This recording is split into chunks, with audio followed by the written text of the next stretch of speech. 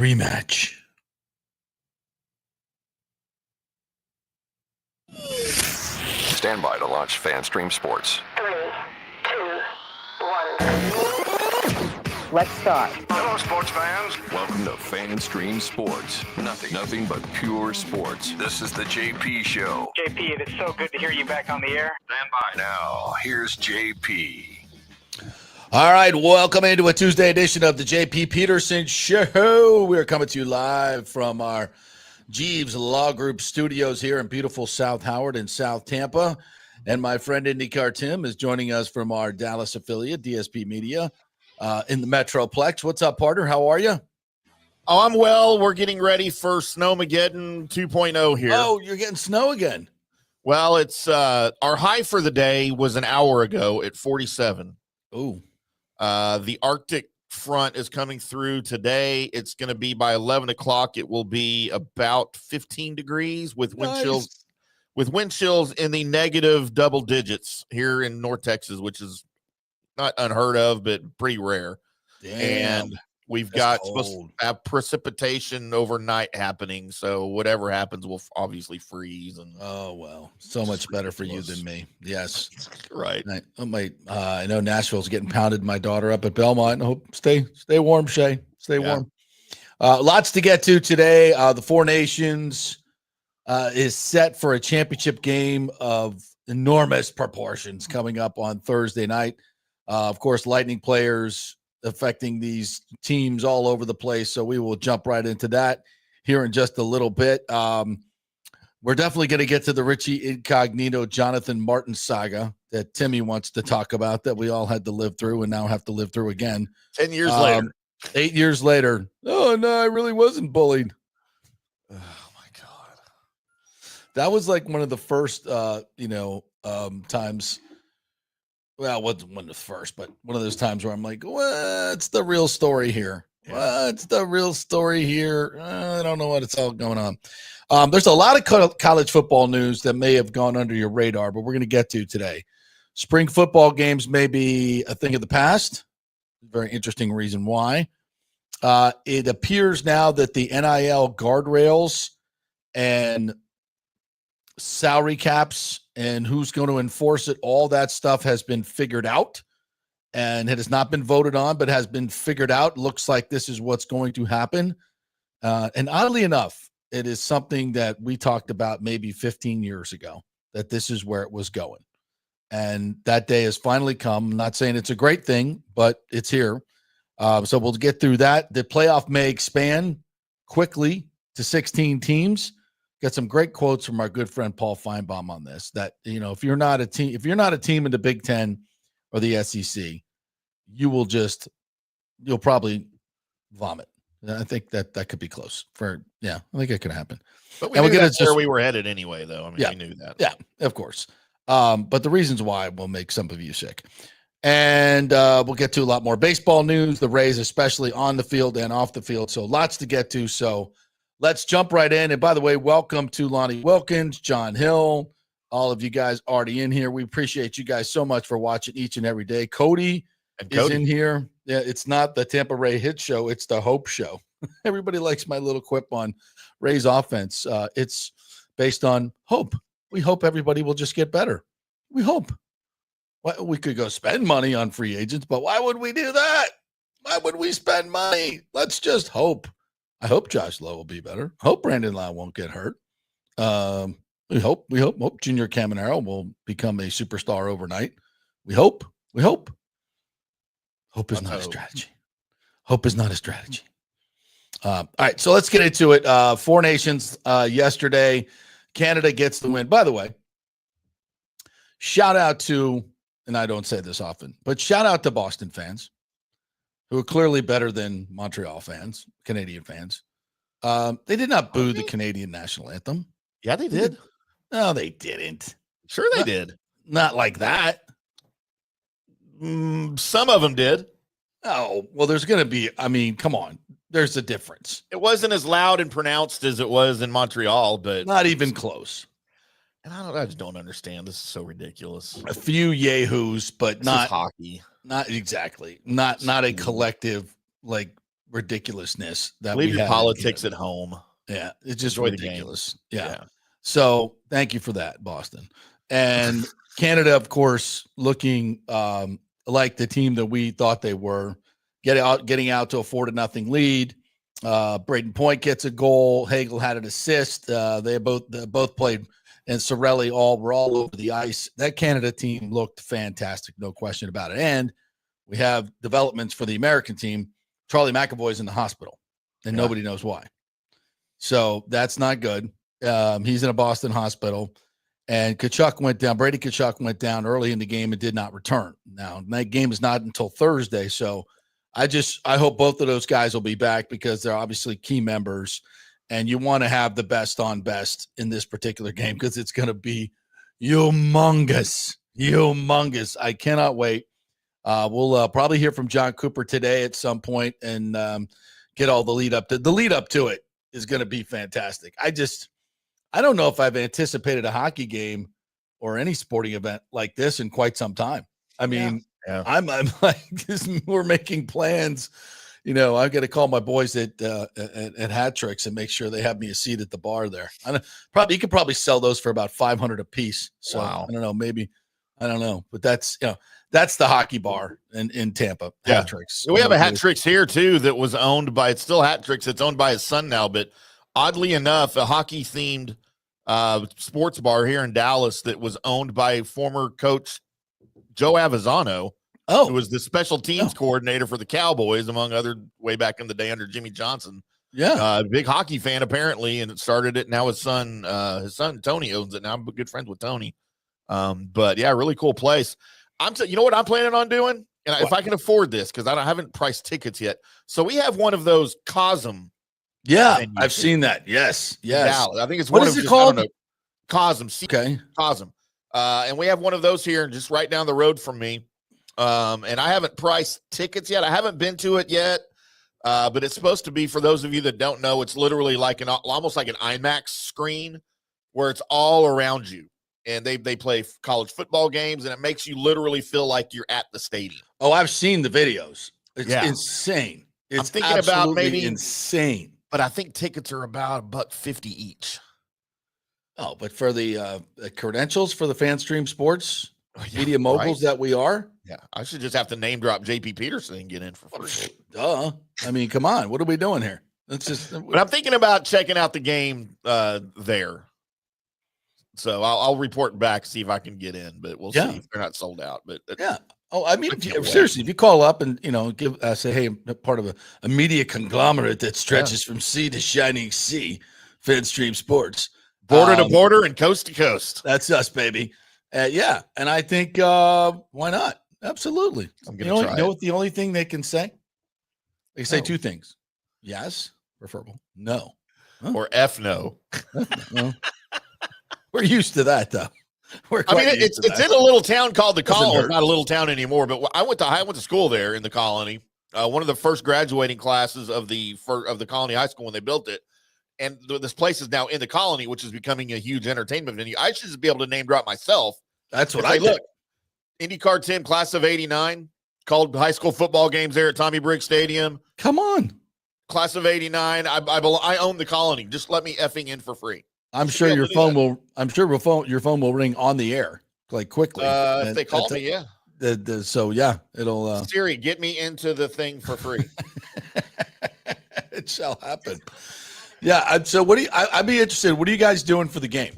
What's everybody doing for the game? We probably got a show at Amalie Arena, but you could open up a show at the Amalie Arena and probably pack the place. Oh, for sure. I mean, why wouldn't we? With Cooper coaching and our three guys and Gensel on the USA. Come on. Yeah. Let's go. Can we sneak Hedman in on the USA roster if McAvoy can't play? Really slide him right in there. Yeah, so aren't both Brady brothers hurt?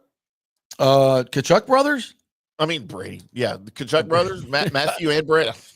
I know Brady's out, but I know Matthew get hurt?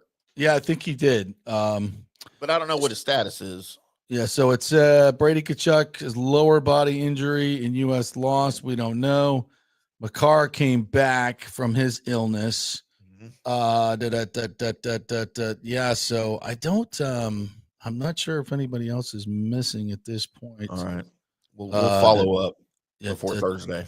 Yeah, we got some time. They're playing without Matthew Tkachuk. You're right, lower body. Austin Matthews, upper body. Austin Matthews is definitely going to play. But I don't know about Matthew Tkachuk. Sullivan says Charlie right now is out with an upper body injury. Austin was more banged up or nicked up. We're hopeful we're going to get some of these guys back. I would anticipate we would. We'll have to wait to see how things play out here over the next day or so. Obviously, there will be contingencies planning. Brady said prior to the loss to Sweden that Matthew will play against Canada in the Four Nations field. I mean, seriously, you're going to need an amputation to keep those guys. Some sort of amputation is the only thing that's going to keep these guys off the ice for this game. So, yeah. I wonder what are tickets going for? See if you can find out what tickets are going for Thursday night in the TD Garden Center. It's going to be outstanding. I don't know. Maybe we should put together a watch party. Maybe do a little watch party. I wonder. Maybe the Lightning are doing that. I don't know. But we'll see. Per SeatGeek, Mm-hmm. Four Nations Championship game, TD Garden, Boston, Massachusetts. Prices starting from $848. Holy knockers! $840. Let's see what Ticketmaster has available for us. That's before fees. So that's $1,000 ticket. Let's see. Find tickets on Ticketmaster. February. Don't give me your stupid cheapest seat on Ticketmaster. JP in the nosebleeds on the end of the ice and the end of the rink. $1,066 verified resale ticket. Holy shizbang. For an upper level ticket. That is for the nosebleeds. That is that's the last row in the upper deck. That's more than a game 7. Yeah. For the final. Probably more exciting than a game 7 on a final. This is the most expensive hockey ticket ever. Yep. Wow. Yeah, like on the little slider here, when you want to buy tickets, the slider doesn't go any lower than 1,064, and it goes up to 2,500 plus. All right, so give me blue line, midway up, whatever. I'm not even talking about on the glass. So lower level, just a decent. Well, any ticket's good in lower level. It's just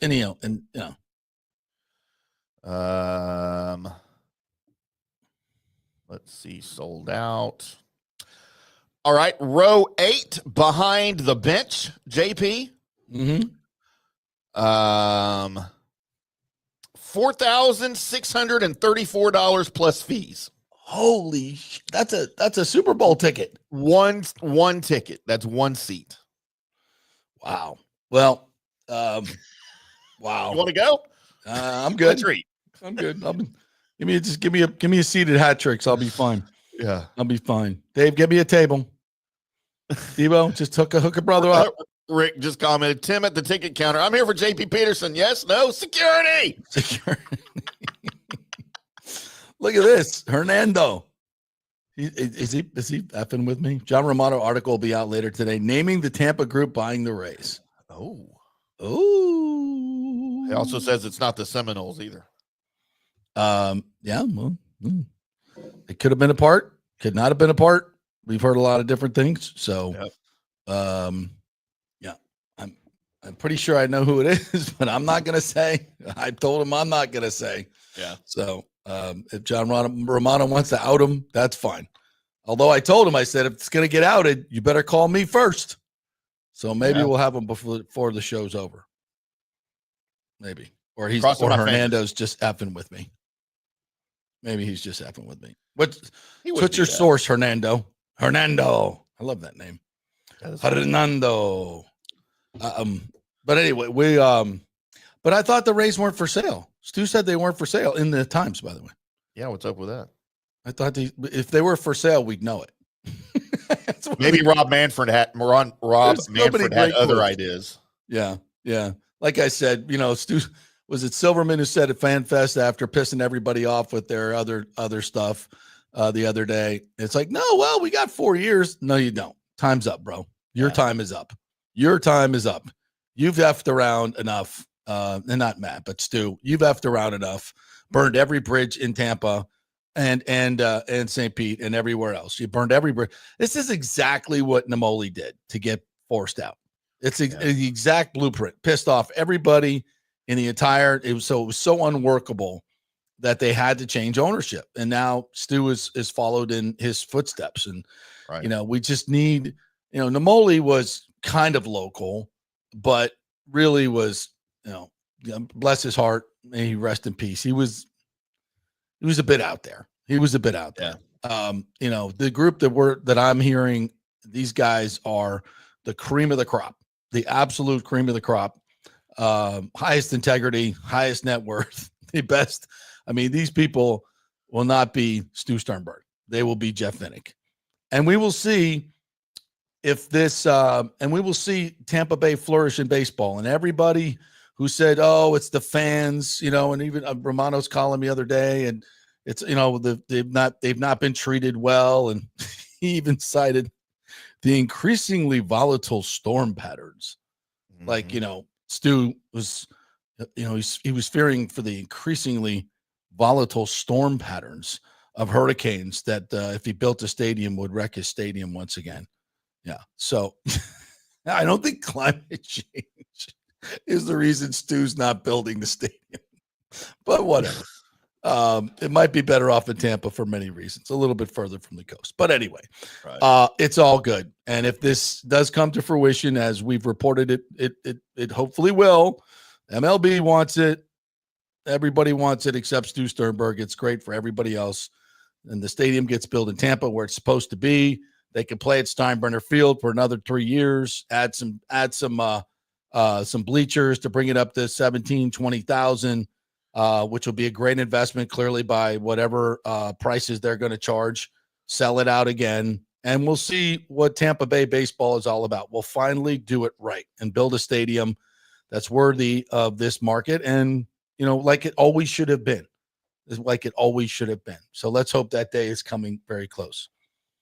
Hernando says Matt Silverman will be slicing meat at the deli before you know it.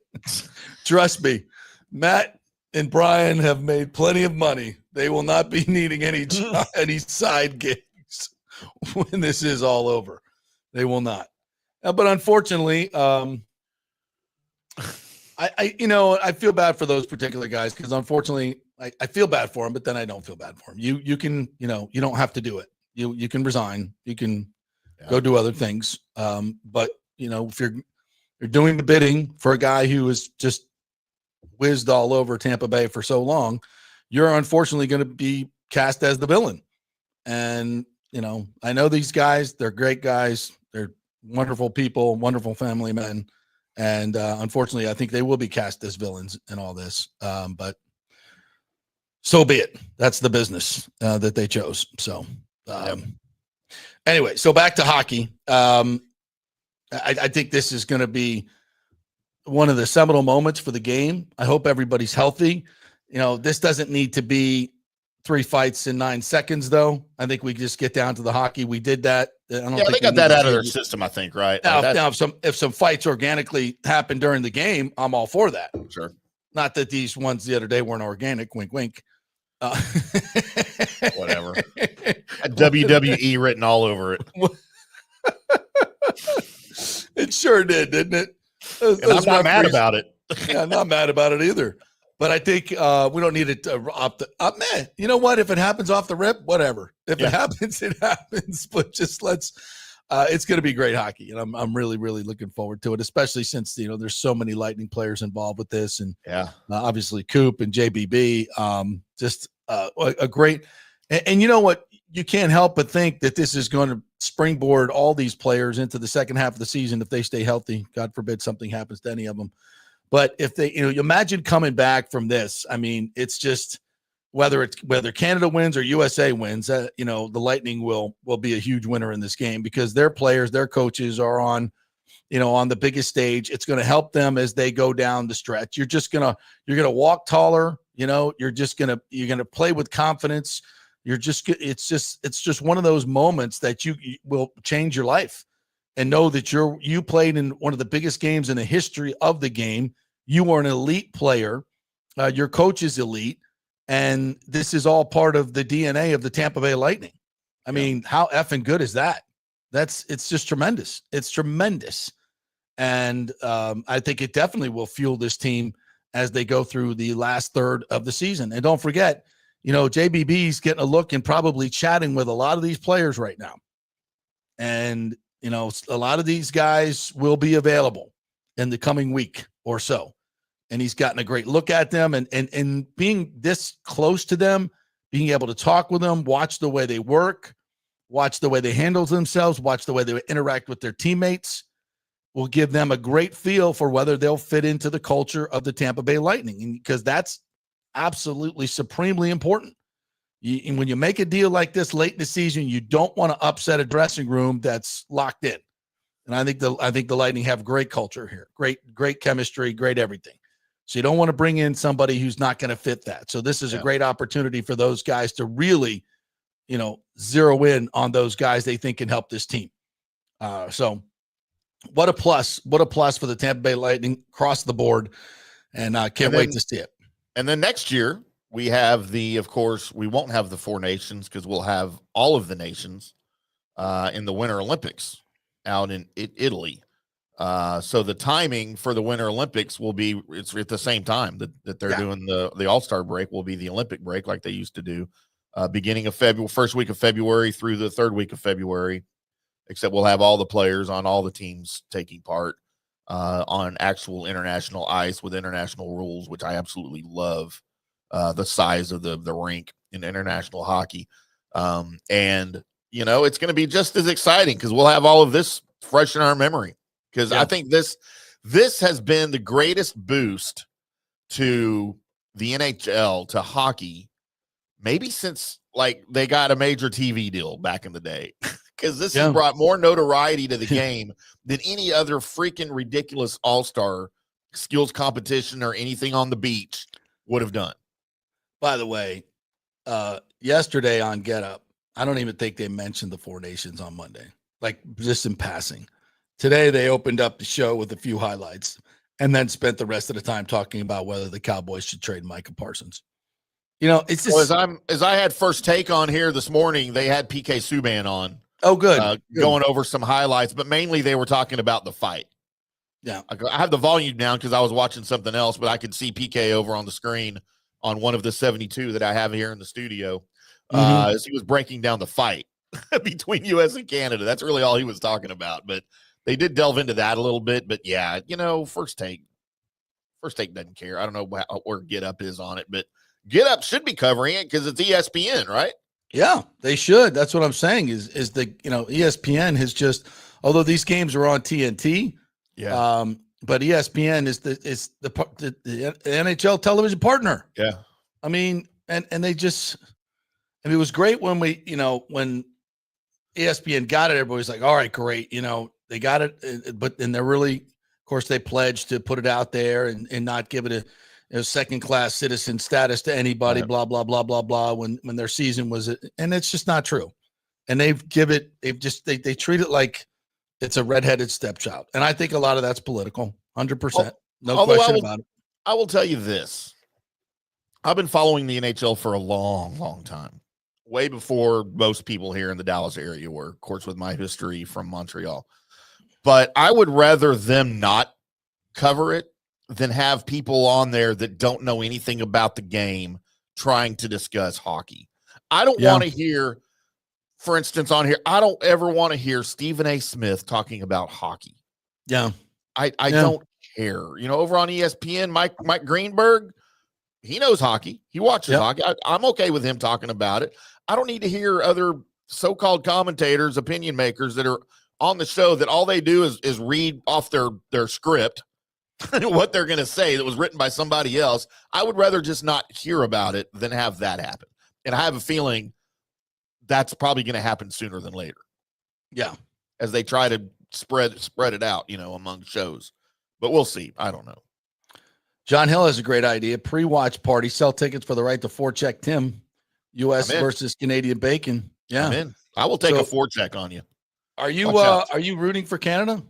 See, I'm conflicted here. I work for the Lightning, obviously, and Team Canada is Team Lightning. So if I get on my USA horse, then I can't get I can't ride it. I can't gallop it. You know what I'm saying? I have to do a bit of a saunter. Would you like to know what I purchased online last night? Oh, a Canadian jersey. I purchased for not a little bit of money a Braden Point Team Canada jersey. Wow, look at you. Yeah, so I'm trying to represent both here. You think? But yes, since I got some of my DNA on the Ginsel jersey, that I could get it at a discount from the store. You've already DNA'd it. I sneezed before you get anything crazy in your head. I just sneezed. What were they thinking of? I'm like, don't think it wasn't on purpose. I'm like, boss, sorry, man, I sneezed on it. So I don't know if you can resell this. I licked it. I get to keep it. It's like, just give it to me. Shut up. That didn't happen. I'm kidding. Oh, maybe my gosh.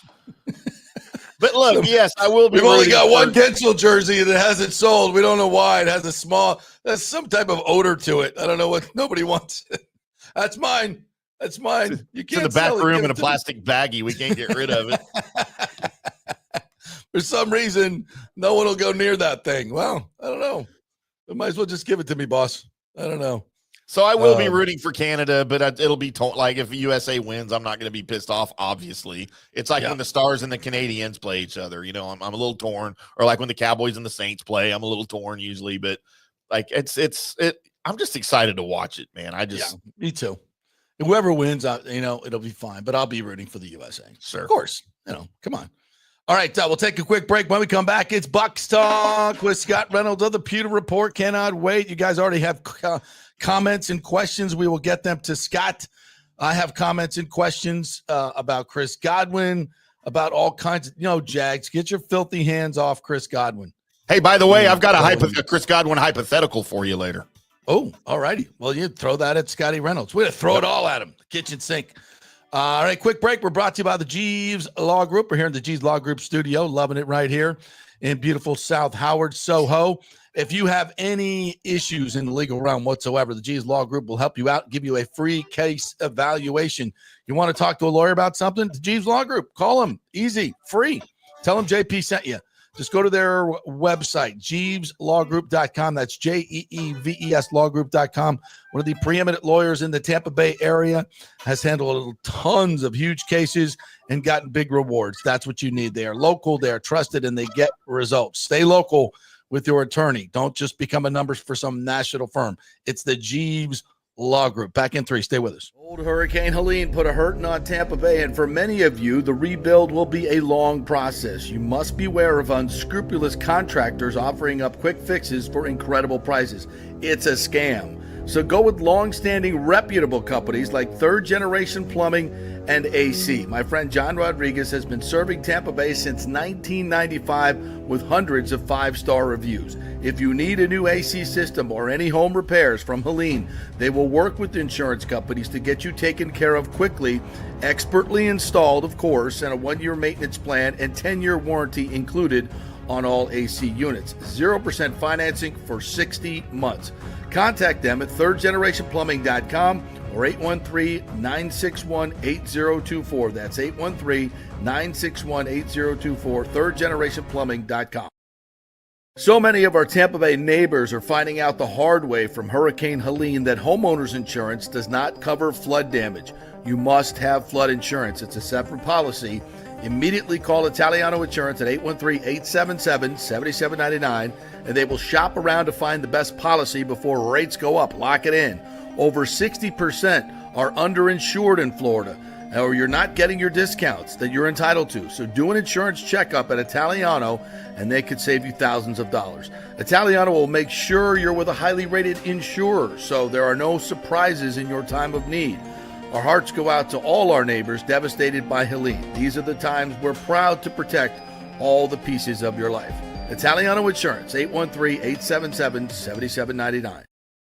Ciao, Paolo Tini here, owner of Caffè Paradiso, voted #3 People's Choice Award on Open Table. I want to thank all our loyal family of customers that have been enjoying our great traditional Italian dishes we make from scratch every day. It's a great family story we're proud of. Our family moved from Rimini, Italy in 1984. My dad, Caesar, started Donatello, and that's where I got the start in the restaurant business. I started Caffè Paradiso on South McDill in 1995, and we've been there ever since. From our traditional ossobuco, a veal slow roast for 4 hours, to our daily fresh catch, the Gruppo Paradiso, with a piccata sauce and lobster claw meat, homemade pasta like lasagna, farfalle salchicha, which is a bow tie pasta homemade with fresh sausage. Hold on a minute, JP's favorite. I love it. So come and have a glass of wine with me on South McDill. Get a reservation on Open Table and see all our 5-star reviews. Ciao, see you soon at Paradiso.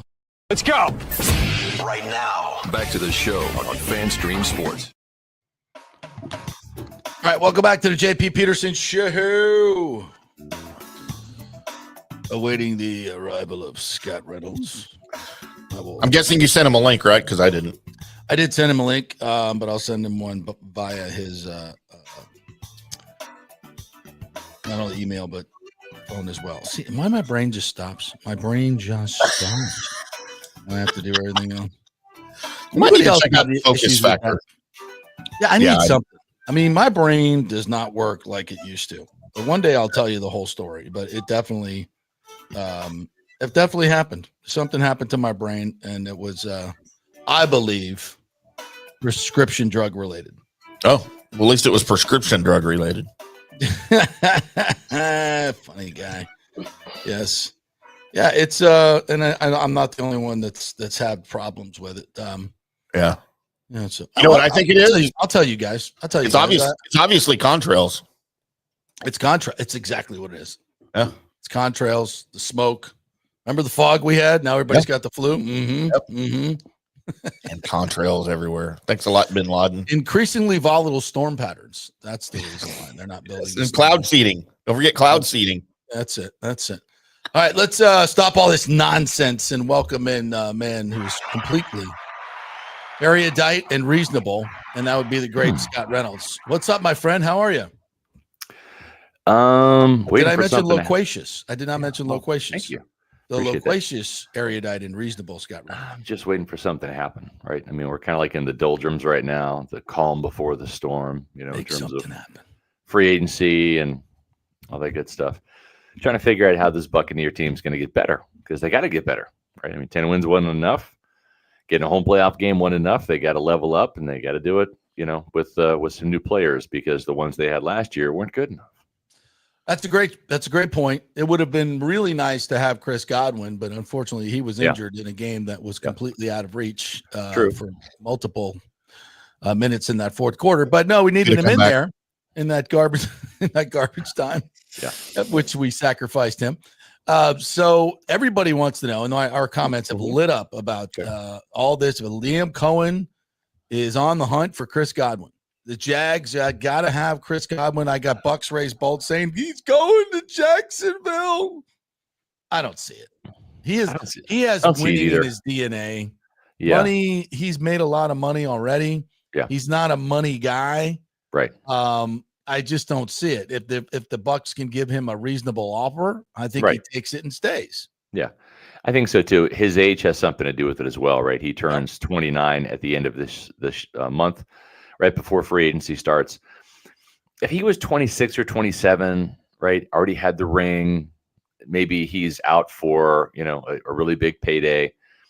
But coming off this injury, this is the second time Chris Godwin's been eligible for free agency, and the second time he has had a major season-ending injury.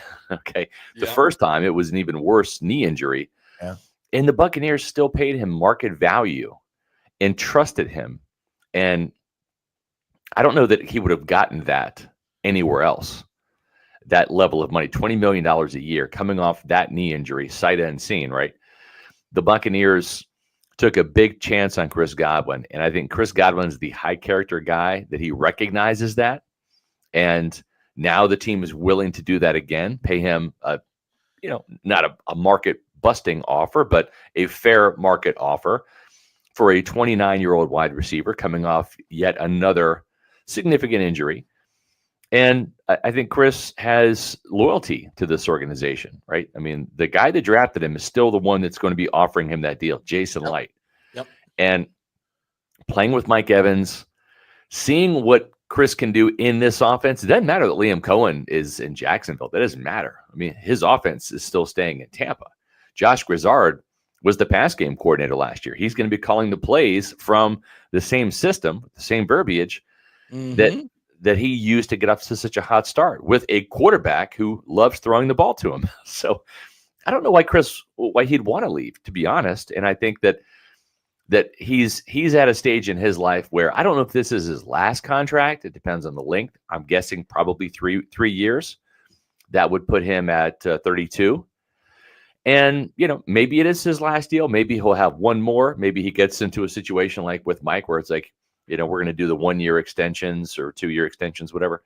But I think there's something about Chris that wants to retire in red and pewter. Only a few Bucs legends have been able to go wire to wire in their career, right? Derek Brooks, Mike Allstott, Rondé Barber. Those are three big ones that come to mind. Evans is probably going to do it. I mean, ahead of him. Yeah, Evans will do it.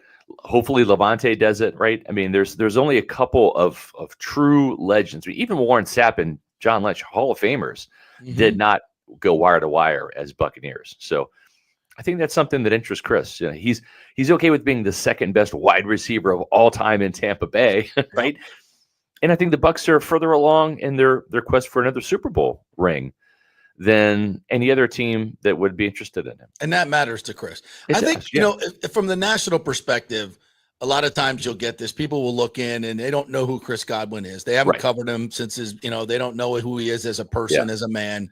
And that matters. I mean, you could look at the age and everything and go, oh, well, why would he stay there? He needs to go make more money other places, blah, blah, blah, blah, blah. Right. Those are not the things that are priorities for him. This contract will put him well over $100 million in career earnings. Exactly. And for, Chris Godwin is not a diva. He's not a guy that's, out there buying 10 cars. Yeah. Didn't he give up his number for Brady when Brady came to the Bucs? Didn't he give up number 12? That just shows you kind of guy. Different type of cat. And I can't see him going to a losing organization like Jacksonville just for money. Just for money. Yeah, I can't either. And again, it's like here's a guy that, and as you mentioned, he's not a diva. It's not about the money with him. I think it's about his legacy. And it's not that it gets tainted, but it's like, okay, you think of Warren Sapp as a Buccaneer, but he played a couple years out there in Oakland, right? But you kind of forget about those because he didn't really do a lot of meaningful things out there. Right. So it kind of like shortens your legacy a little bit, right? Mm-hmm. Yeah. Whereas, and even a player like John Lynch, it's like, okay, was he a Bronco? Was he a Buccaneer? I mean, he kind of has like that dual legacy a little bit. Same with Tom Brady. I mean, he won a Super Bowl MVP with the Tampa Bay Buccaneers and a Super Bowl in his first year as a starting quarterback in Tampa. Now, he also, I think he played for some other franchise, but most people think of Tom Brady as a Buccaneer because that's where he ended up, right? I mean, he won a Super Bowl. He became the first and only quarterback up to that point to win a Super Bowl in his own building. And that's why he is a Buccaneer legend and then also played for the Patriots. So I think Chris wants I'm kidding, of course.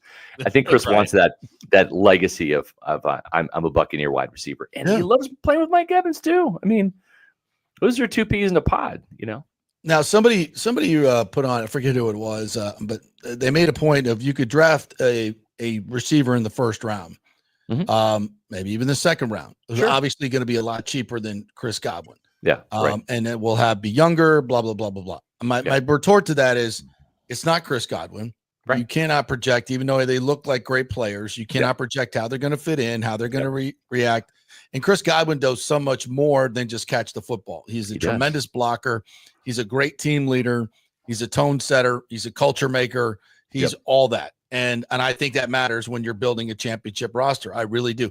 Plus, I think the Bucs need to use those picks for defense because obviously the defense is where they need to be better. So, while it sounds good in a vacuum, Yeah. from a team standpoint, you got to use those picks on defensive players, in my opinion. You do, and this is not Madden franchise builder mode, right? This is not like the static guys. Like, I'm going to draft this receiver in the first round, and he's going to be great because I'm going to have the controls, and he's going to catch all the passes I throw to him. It didn't work that way. You mentioned the leadership thing. Chris Godwin has had the C on his chest before as a team captain. He has had it. I think he had it 2 years ago and then didn't have it last year. It doesn't matter. He does not care about the C on the chest. He cares about the Buccaneers right here across the chest. That's what he cares about. No disrespect to Mike Evans, who is a phenomenal, human being, humanitarian, philanthropist, wide receiver, teammate, all those things, right? Your leader.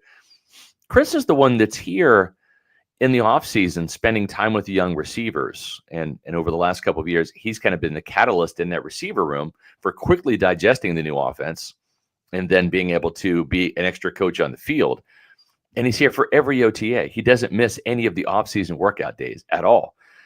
Mike has his own thing, and that's what makes him Mike. Mike is a Hall of Famer because he has a regimen where he trains part of the time in Galveston, the other part of the time in Tampa. He's not here all the time in the OTAs. That's okay. Hasn't seemed to have had a negative impact on his career or the Buccaneers offense. They seem to do pretty well with what's been happening for the last, decade or so with Mike. But, Chris is here. He's the guy that's helping the young receivers quickly assimilate into the offense and learn the playbook and give them the veteran pointers that he learned from Mike and other players that came before him that were veteran players. So can't put a price on some of that stuff. Let me throw something at you here, Scott, while we have you. I've been doing a little bit of digging on contracts and on potential contracts for some of these wide receivers. And I broke down Chris Godwin versus T. Higgins, who's also a free agent this season. And first, let me preface this by saying I fully think that the Bengals will do everything they can to keep him in-house, first of all. But when you look at the numbers, T. Higgins is, 2.5 years younger than Godwin. Right. If you're looking at the tiers of wide receivers, I think he's above Godwin in that. But money-wise, if you're looking at, for instance, I just looked at Spot Rack, and they always have the market value. Yeah. His market value isn't much higher than Chris Godwin's. We're talking about maybe $2.5 million a year. Is all. Now Higgins is expected to draw a 4-year deal because of his age, obviously. Yeah. Godwin expected per Spot Rack to get a 3-year deal, but you're only looking at a difference. Godwin, for instance, 22.5 per year over 3 years. Higgins is projected by Spot Rack at $25 million a year over 4 years. Yeah. Is there any chance? And again, we know how loyal Jason Light is to his guys as a franchise, how loyal they are. Is there any chance that they make a play for Higgins? Because when you look at Mike Evans as well, he's entering the final year of his deal. And we haven't really talked about his 2-year deal that he signed last offseason. I fully expect Evans to come back again after that deal if he wants to. But looking at the future of the position, is there a chance that maybe they go after somebody like T. Higgins, who's a little bit cheaper and not that much more expensive than Godwin, not knowing about the future of Evans past this season and maybe the year after that? Yeah, I hear you. And I mean, there's some logic to what you're saying for sure, right?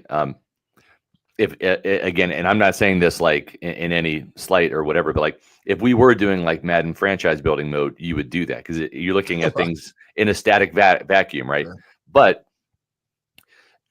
is it worth paying a guy that you're probably going to get a little bit cheaper than T. Higgins, and he's the known commodity?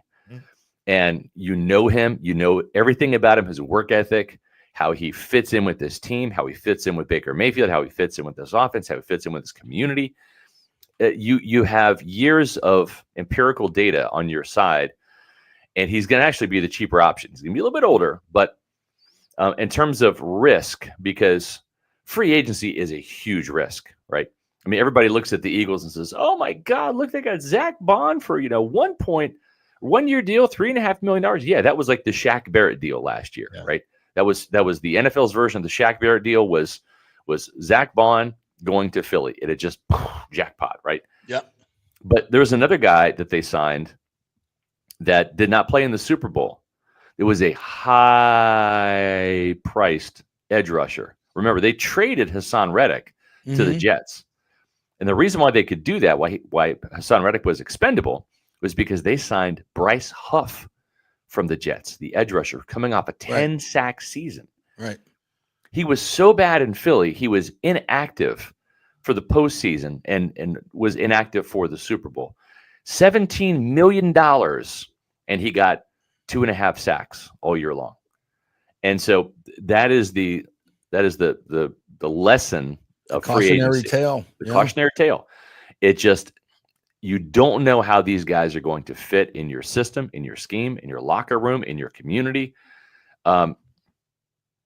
There's so much of an unknown. Now, if this was T. Higgins and another wide receiver, and Jason Light has to decide which outsider he wants, you want to go with the better wide receiver, and you cross your fingers and hope that he's worth the bang for the buck. But I just think there's so much familiarity with Chris Godwin, he can still play, and he showed you at an elite level before he got injured what he can do in this offense, in this role. And the other thing too is he's a damn good blocker. He's the tip of the spear sometimes in the running game. And I think that has some underrated value too, because that doesn't show up on the stat sheet. Right. So I hear what you're saying. And yeah, if we're playing Madden franchise mode, you do that type of move. But those are the kinds of moves that can bite you in free agency. They bit in Jason Light. He first year he wanted certain players, and so did Lovie Smith. Anthony Collins was a huge bust at left tackle. Josh McCown did not live up to the billing as a quarterback. I think he won one game out of the two that year. Michael Johnson was a bust.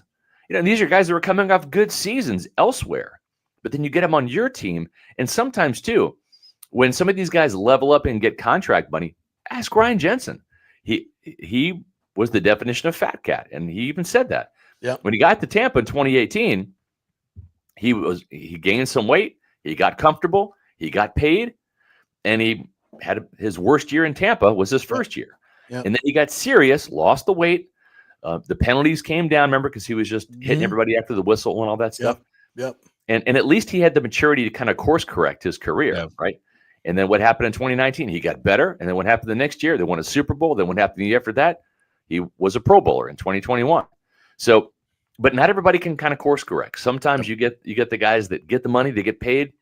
They don't know how to handle success and a paycheck, and their careers just kind of evaporate. And that's kind of what happened to Devin White. He won a Super Bowl. All the fame went to his head. He didn't know how to handle it. And his career just evaporated. To that point, Bucs Basement asks about Trey Hendrickson and says his numbers were a little bloated because he got sacks in them, 3 against the Steelers, 4 against Las Vegas. Great. And that, 3, and that may be true. But he's got a track record. I'd love to see a Buccaneer player get 3 or 4 sacks in a game. I know. Great. Yeah. I put value on those. Yeah. I don't care who they're against. I put value. If you're capable of getting a multi-sack game, because everyone's going to have that gimme sack where it's schemed up and the tackle blocks down and doesn't block the edge guy. The edge guy comes free. I mean, you go back and look at Yaya Diaby's sacks. He had a couple sacks. The first sack against the 49ers in his 2-sack game back in his rookie season was a gimme sack. I mean, Trent Williams, all pro, blocked down. He comes just around the corner, unabated to the quarterback, and gets Brock Purdy. It's a sack. It counts, but did he beat anybody to get it? No, but and also go look at all the sacks that Trey Hendrickson ran guys into. He gets the pressure, the quarterback escapes into the arms of the guy who lost the rep. And he also had 17.5 sacks in each of the last 2 years. So, I put a lot of value on that. And so for 4 years, he was a double-digit sacker in Cincinnati. And then the year before that, his last year in New Orleans, I think he had 13.5 sacks. So 5 seasons of double-digit sacks. Last 4 years were Pro Bowl seasons in Cincinnati. That's who you want. That's the kind of, what you're getting, right? Yep. And at some point in time, commodity. Yeah, at some point in time, the wheels are going to fall off the wagon, right? I'm a little, concerned about Khalil Mack going from 17 sacks in 2023 to 6 in his age 33 year, and now he's 34. Yeah. That's more of an alarm bell than a guy that was 17 and a half, 17 and a half. Oh, and by the way, let's say Trey Hendrickson gets traded for by the Bucs and he has a down year and he has 11 sacks or 10. Yeah. Like, that's fine. That's what the Buccaneers are signing up for in a move like that, is to get a guy that can consistently get to the quarterback on a double-digit sack basis. When you have those guys, the Simeon Rices, the Jason Pierre-Pauls, the Shaq Barretts, those guys help you win a lot of games and a couple Super Bowls. And we have to remember, folks, pass rush is not singular, but you have to have, if it's like baking a cake, you got to have all the ingredients if you're going to have a great pass rush. Right. And we don't have the flour right now. The flour is the edge rush. You got to have the main ingredient to make everything else work together. And we've got great inside pressure, maybe the best 2 inside pressure guys in the league as a tandem. Right. The numbers say that. You get that edge rush, and then Yaya becomes a number 2 instead of a number 1, where he's probably a little elevated there. Yet, he's still a young player developing. Sure. So it's such a natural. It's kind of like the points I made last year with Graham Barton. Yeah, you can maybe be able to find a better player at that pick overall, but for what the need is and how poorly we were playing at that position, it made all the sense in the world. And then you go from, I'm not saying he's the only reason, but you go from 32 in the run game to 4 in the league. And I think he was a huge part of it. Yep. But that's it. And because you're filling a need where you're terrible right now, where you become really good. And so the space between makes you as a team so much better. And the only way offensive linemen are going to get better is to play. That is a position. You cannot learn and take mental reps from the sidelines. You cannot. You've got to get out there, down in, down out, game in, game out, go through the fire. That's the only way you're going to become good. That's how it worked for Ali Marpet.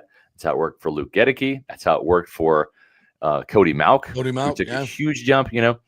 Every once in a while, you have a guy that just shows up and he is that guy. Tristan Wirfs, right? But those guys are rare. Yes, those guys are rare, where it's open box, insert Pro Bowl lineman, right? Like, that's, when you unwrap that package, like, you won. That's the jackpot there. But those are very few and far between. But I think Graham Barton can make a jump similar to how Cody Mauch made, where he, by the end of his second season, he should be getting some Pro Bowl consideration, and then potentially the next year be a Pro Bowler. I think in year 3, he can be a Pro Bowler, and the thing too, remember, you've got Frank Ragnow, the Detroit Lions center, who's like the Pro Bowler now in the NFC because Jason Kelce retired.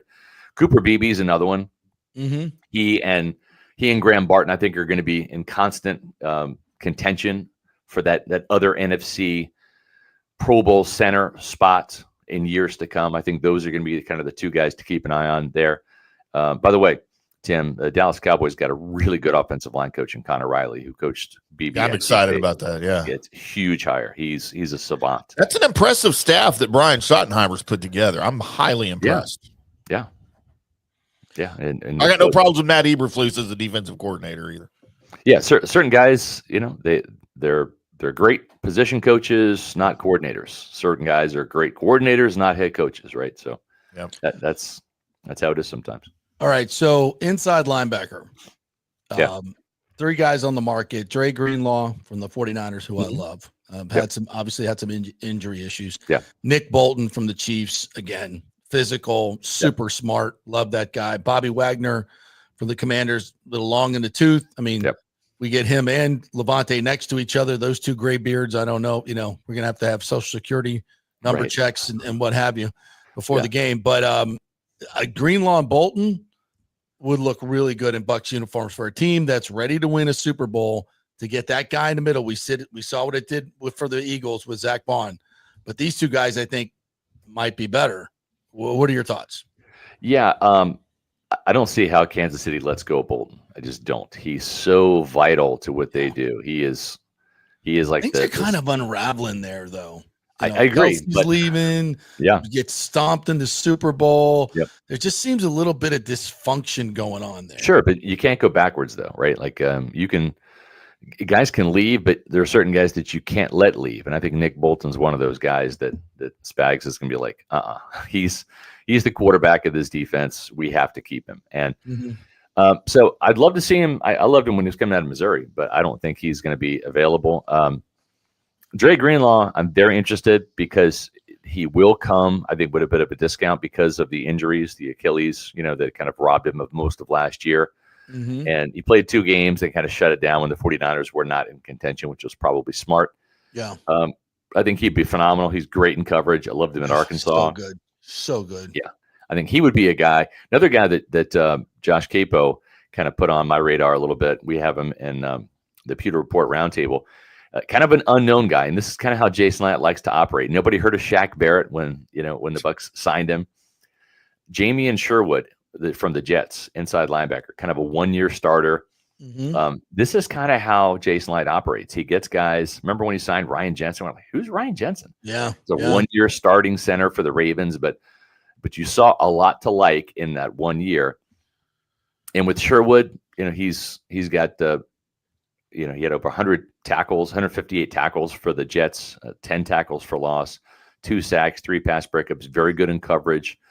Went to Auburn, a very kind of under the radar guy that probably would be a bit of a bargain. And I know Buccaneer fans are saying, open up the checkbook. Come on, get the big splash. Okay, that's fine. And I'm with you. I would like to me, Charvarius Ward would be that guy, or Dre Greenlaw. Like, if you want to go out and get a proven guy, get one of those guys that I think are legit proven. You can put them in any scheme and they have some success. Look at what Charvarius Ward did. Was very effective in Kansas City. Goes to the 49ers, very effective there. That shows me something, that he can change schemes and teams and surroundings going from the Midwest to the West Coast and still thrive, right? So that makes a difference. These guys are human beings too.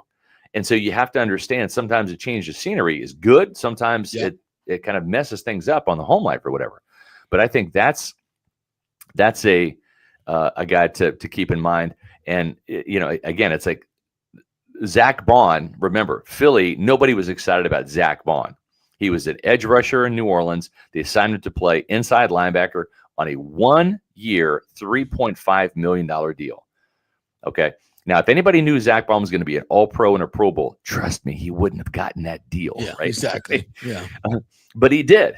Oh, and by the way, Oren Burks, the other inside linebacker in the Super Bowl for the Eagles, he was even more of an afterthought. He was signed for 1 year at $1.25 million. So those were their 2 starting inside linebackers in the Super Bowl. 2 guys on 1-year prove-it deals. One for Devin White? No, not Devin White. No. Okay. Oren Burks, he's the guy that replaced Nakobe Dean when Dean was out for the year with the injury. And so sometimes you have to give guys a chance, and you don't pay guys that are kind of unknown or unproven commodities a bunch of money. Give them that incentive. Give them that 1-year prove-it deal. Worked for Baker Mayfield. It worked for Shaq Barrett. And I understand that it's a little bit of a risky strategy because you're taking a chance on guys that, you don't know if they can play and sustain it or not, or if they're 1-year wonders. Right. But it's really no more of a risk than giving a 3-year, $30 million deal to Russell Gage to sign him from the Falcons to be that number 3 receiver, right? Is it a bigger risk? I mean, it's more money. So from a financial standpoint, it certainly is a much bigger risk. And if you miss, you lost some money. But if you hit, wow, then you look really smart because you found your next Baker Mayfield or Shaq Barrett. Is it your sense, Scott? Last question. I'll get you out of here on this. Is it your sense, because we talked a little bit about this last time, that the Bucs could create up to $70-80 million in cap space if they needed to, right? Is it your sense that we're in Brady mode where we have a window, we're going to start extending contracts, voidable years, all that stuff, just like we did for Brady? And I think we should be. I think that answer should be an absolute yes. But do you think that's where what the team is thinking? I do. And you mentioned re-signings. This is a really good point, JP. Luke Edeke is not, he's entering a contract year. He's going to get paid. They're going to extend him, just like they did Tristan Wirfs. They're going to extend him before he hits free agency, the year before he hits free agency. They'll probably do that with Cade Otton. They'll probably do that with Zion McCollum. Yeah. So some of their own players are going to be rewarded, and they're going to keep them from being free agents. That's really how you can be successful in free agency, is don't let your guys get to free agency, right? Everyone was on pins and needles last year. What's going to happen with Mike? What's going to happen with Baker? What's going to happen with Levante? Are they going to re-sign Chase McLaughlin, right? You had so many of these free agent guys that were knocking on free agency's door in March.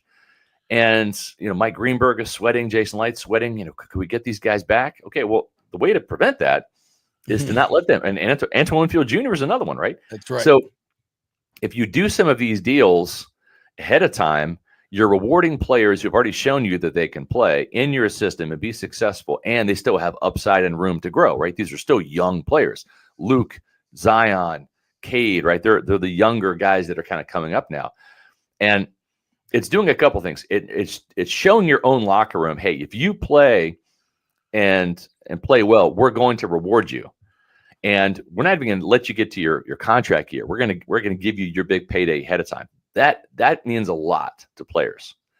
That's trust. Now, when you're a 30-year-old wide receiver like Mike Evans, he wanted a deal before then. He didn't want to go through free agency. Same with Chris, but it's different when you're in your early 20s as opposed to, well, show us you still have it, right? That's fair.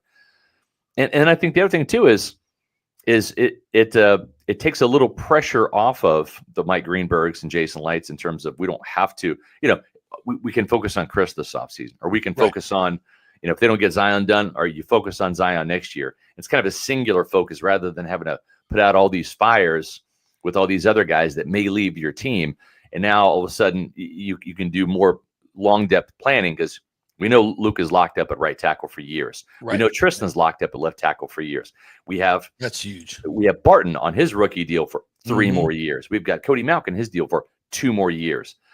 And it streamlines your planning. It allows you to have singular focuses on linebacker, outside linebacker, cornerback, strong safety, etc., and should make your whole operation go more smoothly. Yeah. It's going to be, when does free agency start? The 10th, which is Monday. It's Monday, March 10th. And then that's when the legal tampering period begins. The contract negotiation window opens. And then deals can be done on the 12th, which is Wednesday. Yeah. And it's important to note, it always happens, always like that one deal that gets reported on Monday or Tuesday.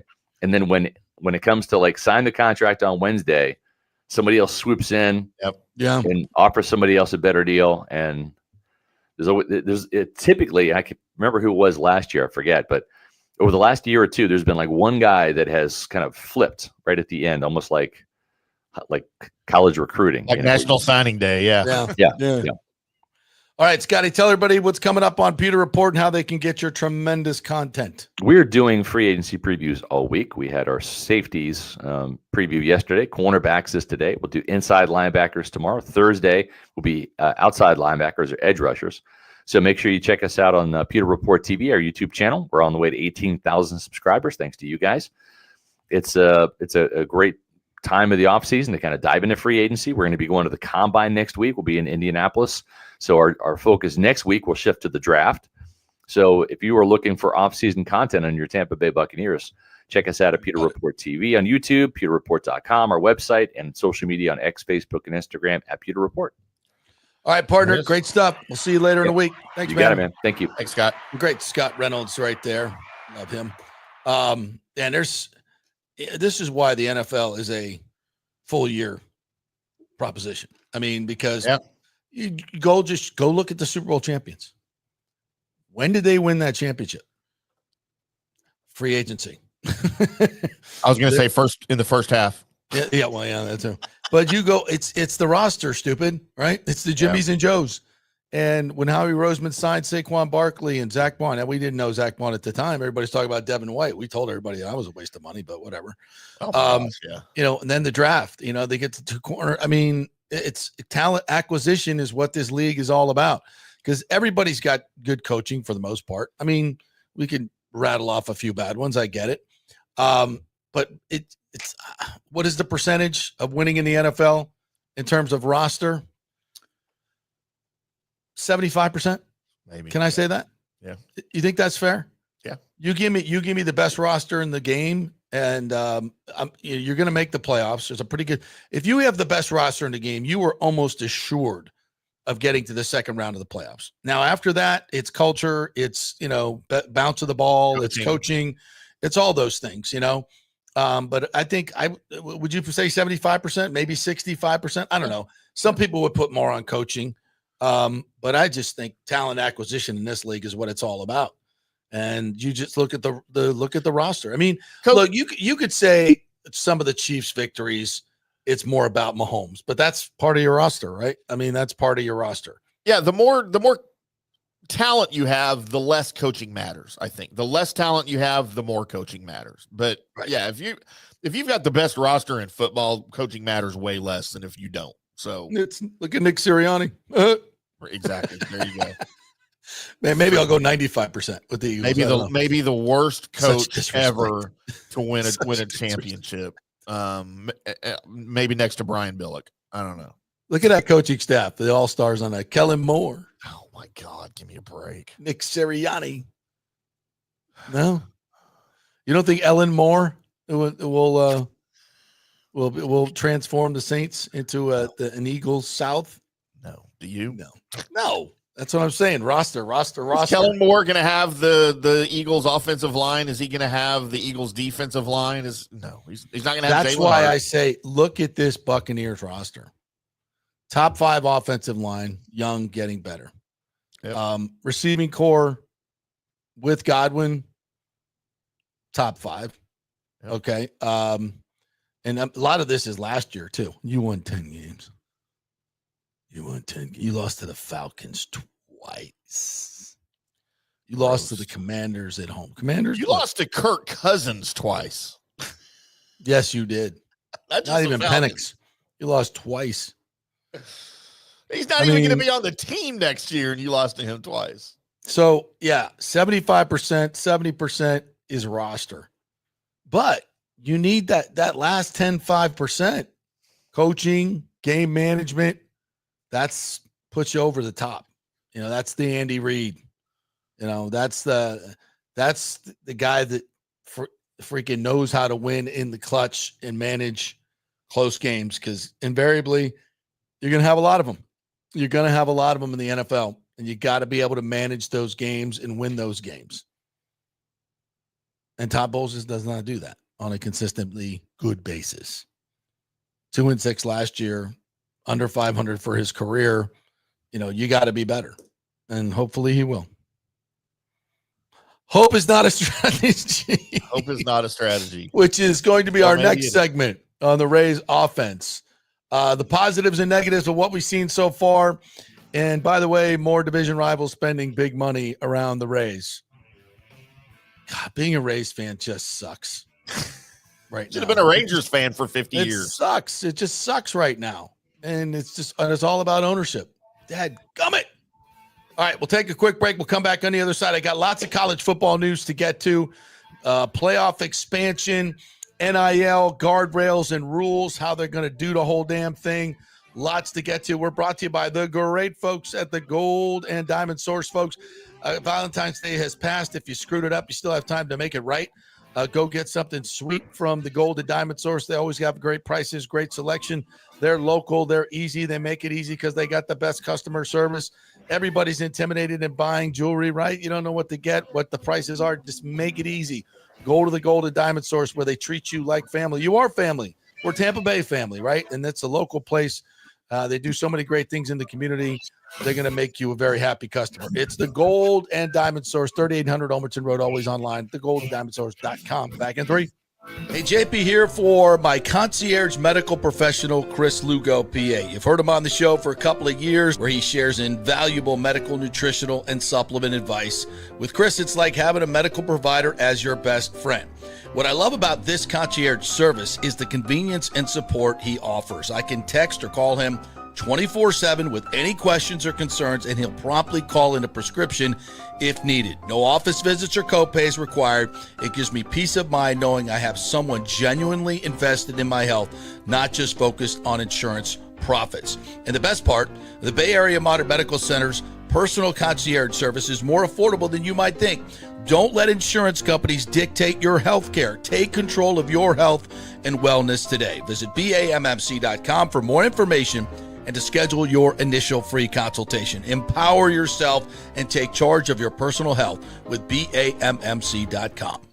Hey guys, February's birthstone is amethyst, a stunning purple gem that symbolizes peace, protection, tranquility, and sincerity. Celebrate her birthday or your 6th and 17th wedding anniversaries with an unforgettable amethyst gift. And of course, for over 40 years, the Golden Diamond Source has been Tampa Bay's most trusted name in fine jewelry. We only sell natural diamonds. If it's real love, it should be a real natural diamond. Don't get a fake. The Golden Diamond Source first-time buyer program will help you learn about the 4 C's, what style, shape, and color works best for you and your unique style. Folks, it's the best customer service. They make it so easy for you, and they're not going to push you into something that you cannot afford. 0% financing for up to 5 years. If you finance $5,000, it's only $83 a month. Also, you can turn your old unused gold into cash or a stunning new piece. With gold prices soaring, there's no better time to trade up. So get that old jewelry and bring it on in. You know where, the Golden Diamond Source, 3800 Overton Road, always online at thegoldendiamondsource.com. JP here for the Jeeves Law Group and my man Scott Jeeves. If you're going to hire an attorney, do you want some guy looking for a quick settlement and a quick buck, or do you want an attorney with some chops? Scott is a board-certified civil trial lawyer and a certified circuit court mediator. Been practicing in the Tampa Bay area for over 30 years. He is a peer-reviewed AV preeminent-rated civil trial lawyer. They just don't hand out those classifications. He's been the lead class action counsel on many complex consumer protection cases and has handled hundreds of serious personal injury cases. He's dedicated his career to protecting injured victims and is committed to vigorously representing you. We're local, we're trusted, and we get results. Personal injury and personal attention. Call for a free case evaluation. That's 888-9-JEEVES. That's 888-9-JEEVES. The Jeeves Law Group. Let's go.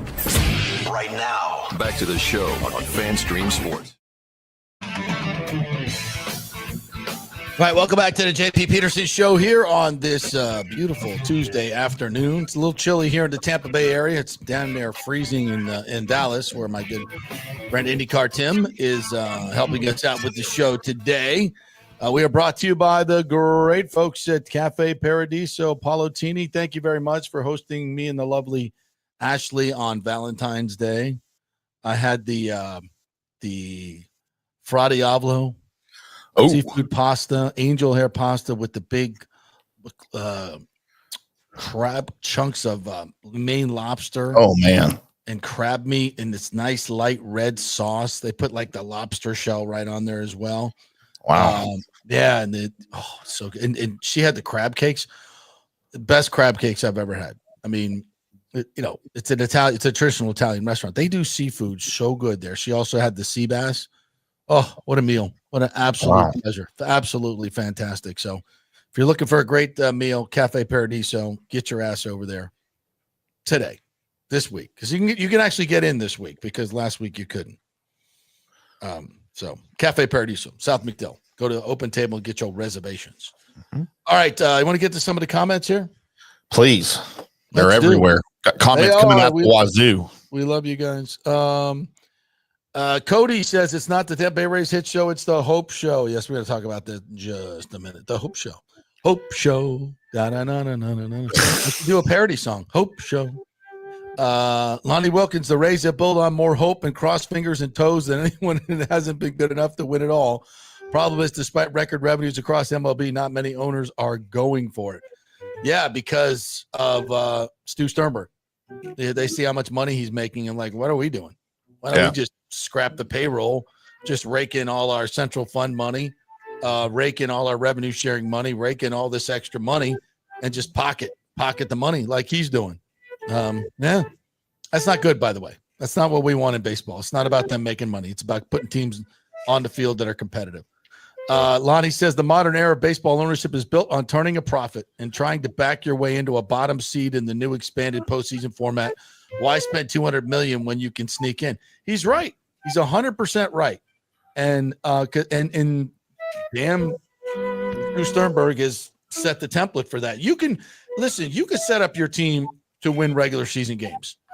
And you could do what the Rays are doing. They've created the template for the regular season. John Smoltz has talked about this on our show many, many times.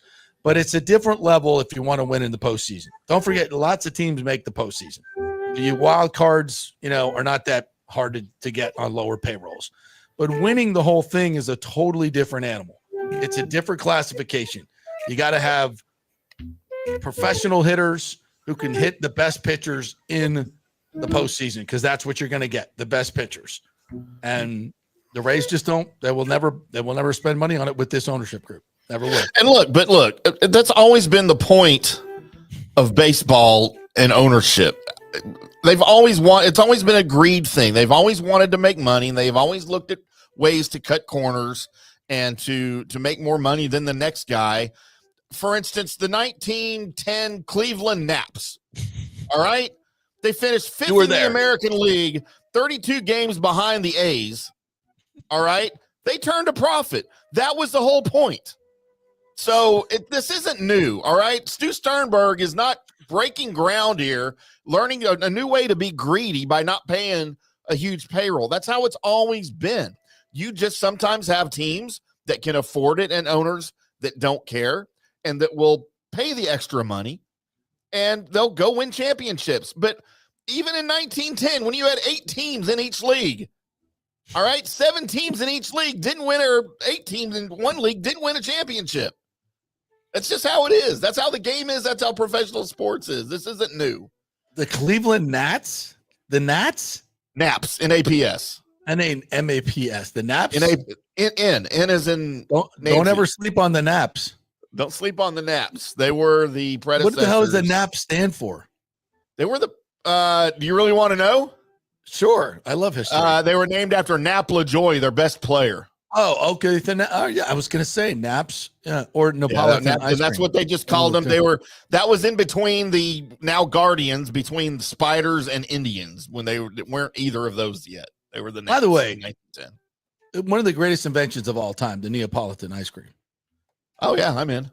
Yeah, and because I'm like, ooh, that strawberry's all mine. Yeah. You can have the chocolate and the vanilla, but I'm taking the strawberry. I like all of it mixed together. If it's a rare occasion, I don't just go straight vanilla.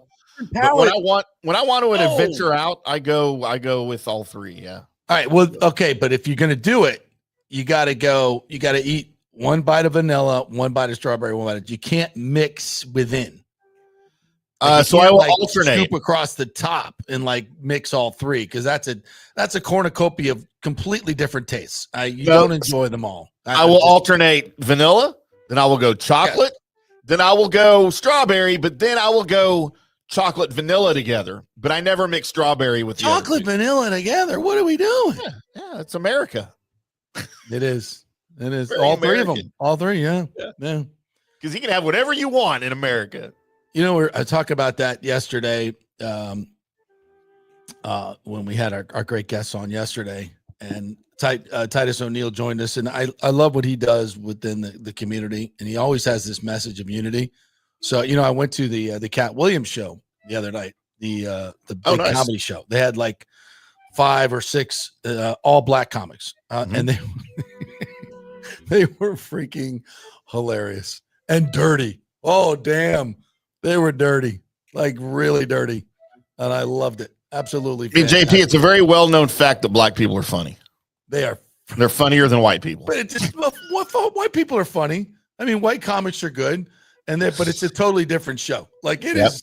It's just a totally different language vibe. Is different, content is different. I wish I got all the jokes. I got most of them, but there quite frankly, there were a few that you didn't get some of them. Oh, that's great. No, there were a few references. I was like, nope, sorry, old white boomer guy, missed that one. But for the most part, I did pretty well. You should have yelled out. Can you explain that for us white folks in the audience? Well, I thought it was nice of Kat to he took a census. He's like, how many white people we got in here? He's like, damn, that's crazy. You Tampa Bay white people are good. You came out. Thank you. He thanked us for coming. Yeah. I thought that was nice. That's pretty awesome. I've never been a fan of his before, but I've seen a couple of things lately on social media. He was funny. He was funny. A lot of great, very topical stuff. And, and it's and you know what I will say? they're not as timid as the white comedians. Yeah. Like they'll go places that, because, maybe socially they can get away with it. Fine, whatever. I don't care. But because they make fun of black people, they make fun of white people, they make like we used to do, and nobody gets offended. Well, you're there. So if you're there and you're offended, that's your own fault. You dragged your ass there. But they can, it's a little bit more old school back in the day, which by the way, did you watch the SNL 50? So I did not, and I intentionally bowed out, but like since I didn't watch it, I'm seeing all the shorts on social media about some of the sketches, and now I kind of regret not watching it. There was a lot of good stuff. There was some good stuff. I didn't really know what it was supposed to be. Like I didn't know they were having all the old people come back. Like I had no idea. And I'm going to tell you, like all the cameos were just insane. They were just insane. There was this one moment who was it? I forget the two actors. Sometimes I don't know a lot of the new actors, Right. Yeah, and they don't like put their names out there. You're supposed to know who they are. And Kevin Costner was sitting there with his young date, and they were just doing this bit like, they're from the audience. The two people doing the bit were on either side of them, and they just kept. One was wearing a big cartoon costume, and they just kept knocking into him, and while they were doing the bit, his glasses are going everywhere, and he's trying not to laugh, but he's laughing his ass off. But awesome. there was some. Will Ferrell did a couple of good sketches, right? Which were really good. It was pretty good. It was pretty good. But what's funny about it is first of all, Tom Hanks, you're such a douche. It's not even like you're just an ass. He is. But whatever. And I'm not going to get into that. But anyway, so they did this. He comes out and he offers up this memoriam, and you think they're going to do this thing on all the SNL people that have died. But instead, he did it on, he said, these are sketches that we really regret doing, historically, because now we can't do them anymore because we're more woke. We're woke now. We wouldn't do these particular sketches, stuff on gay people, just stereotypes, body shaming, all these other things that you can't do now, right? All the funny stuff. All the really funny stuff because it's funny. We can laugh at ourselves. It's not being racist. It's laughing at ourselves for, what we do. And that's okay. We can do it. It's better to laugh than to point fingers. Trust me. And so they like did it all. And you're like going, oh my God, that was the funniest stuff ever. It was so funny, but we were making fun of people. So come on. Yes, I know there's a line. There's definitely a line there, but we got to be able to laugh at ourselves. It doesn't mean, it's a bad, it's just not. And then so they're like, oh, we never want to do that stuff again. And then of course they go and insult white people because they're allowed to do that. That's fine. That's fine. Make fun of MAGA people and that's fine. Right. That's still okay. All the other stuff is wrong, but So thank you for being complete effing hypocrites. Right. I think that's part of the reason I didn't watch it. I haven't watched an SNL episode in 15 or 20 years. I can't stomach it. Michael LaRue says the Rays need to make a move for a center fielder. I agreed. They do. Johnny DeLuca ain't it. I don't know who, but go get me a center fielder. I mean, Mike Trout's changing positions. He'd probably like to go back to center field if you want to go get Mike Trout. But he's doing that to save his body. Does anybody care about Mike Trout anymore? Has anybody ever cared about Mike Trout outside of Los Angeles? One of the weirdest careers in history. I think that's a perfect word. Weird. Yeah. Weird. I mean, should have been the face of the franchise for the last 15 years. The league. I mean, the league. He should have been the face of MLB. Yes. For the last 10 years plus, and nobody knows who he is. Yeah. All right, we got through all the lot of here on Chris Godwin when we did that. Rick says too many white guys in the NHL. ESPN can't say anything nice about it. If they're not all white. Why did you buy the NHL? Why did you buy it if you're not going to promote it? Why did you buy it? I feel like ESPN did a much better job back in the 90s when they were. Of course they did. Yes, they did. With the guys we tried to kill off last time, Gary Thorne and Bill Clement. Sorry, guys. Bucs Basement, I'll give you a nod today because, He says, honestly, you want my opinion? Let's wrap this season up, get better, and bring in Todd Monken as head coach after we trash Todd Bowles because, shocker, you can't teach an old dog new tricks. I don't think you want Todd Monken as your head coach, by the way. Why not? Great. I'm not disagreeing with you, but I'm asking for Good. your Good. I just think he's one of these guys. Good. I won't even say great. Good coordinator. I just don't think he's head coach material. Just from everything I've heard from everyone that's worked with him, he's going to be one of these guys that might be a one and done if he's a head coach, and you don't want that in Tampa. Mm-hmm. Yeah, I tend to agree with you there. I love the guy. I don't think he's head coach material, and not everybody is, and that's okay. Yeah, and you get to this point in your career, as I think he's in his 60s. Yeah, approaching. There's a reason he hadn't been one yet. Yeah. Great guy, great coordinator. Would have been thrilled to have him as the offensive coordinator here. Don't get me wrong. Yeah. So, but I would be all for. Yeah. By the way, JP, we have a birthday among the listeners here. As it is more Wright Rudder's birthday today. Hey, what's up, Wright Rudder? Happy birthday, brother. You, how old are you? Doing a demo check. Probably 21. I don't know. Is he drinking that was yet? another interesting thing. At the show, the big comedy show, we're in an arena. So most of the comics came out, and at the beginning of their set, they would do like, kind of an incognito demo check. They'd be like, really? Where my white people at? Where my black people at? Where my brown people at? Where my over 30s at? Over 35. Because awesome. I'm like, why are they doing this? Just to get the crowd hyped. And I'm like, you know why they're doing it? Because it's an arena, and you can't tell what your audience is. Yeah. What your audience is. If you're a comic, you got certain things that that are going to be more popular than others, certain little sets that you want to do.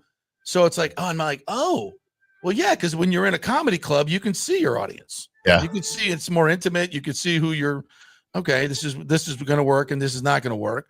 So when they do these big arena shows, they do a demo check. Like, let me find out what my demographic is. So I was wondering why they were doing that. Kind of like, that's probably why they do. I don't know. I didn't check that with the comic, but I thought that, okay. Yeah, that makes sense. Let's do a demo check. Everybody in the comments, how old are you? Give me your demographic. What else we got here? This one from Michael LaRue. The Rays want more public funds while they are cutting payroll. In 2024, they spent $89 million. This year, $82 million. Also, Wander Franco is due $8 million this year. Does he get that money? I believe on the particular list he is on right now, they do not have to pay him. But the contract is still in force. Mm-hmm. So I don't know if they have to make that up if he's found not guilty or what the suspension is going to be by Major League Baseball.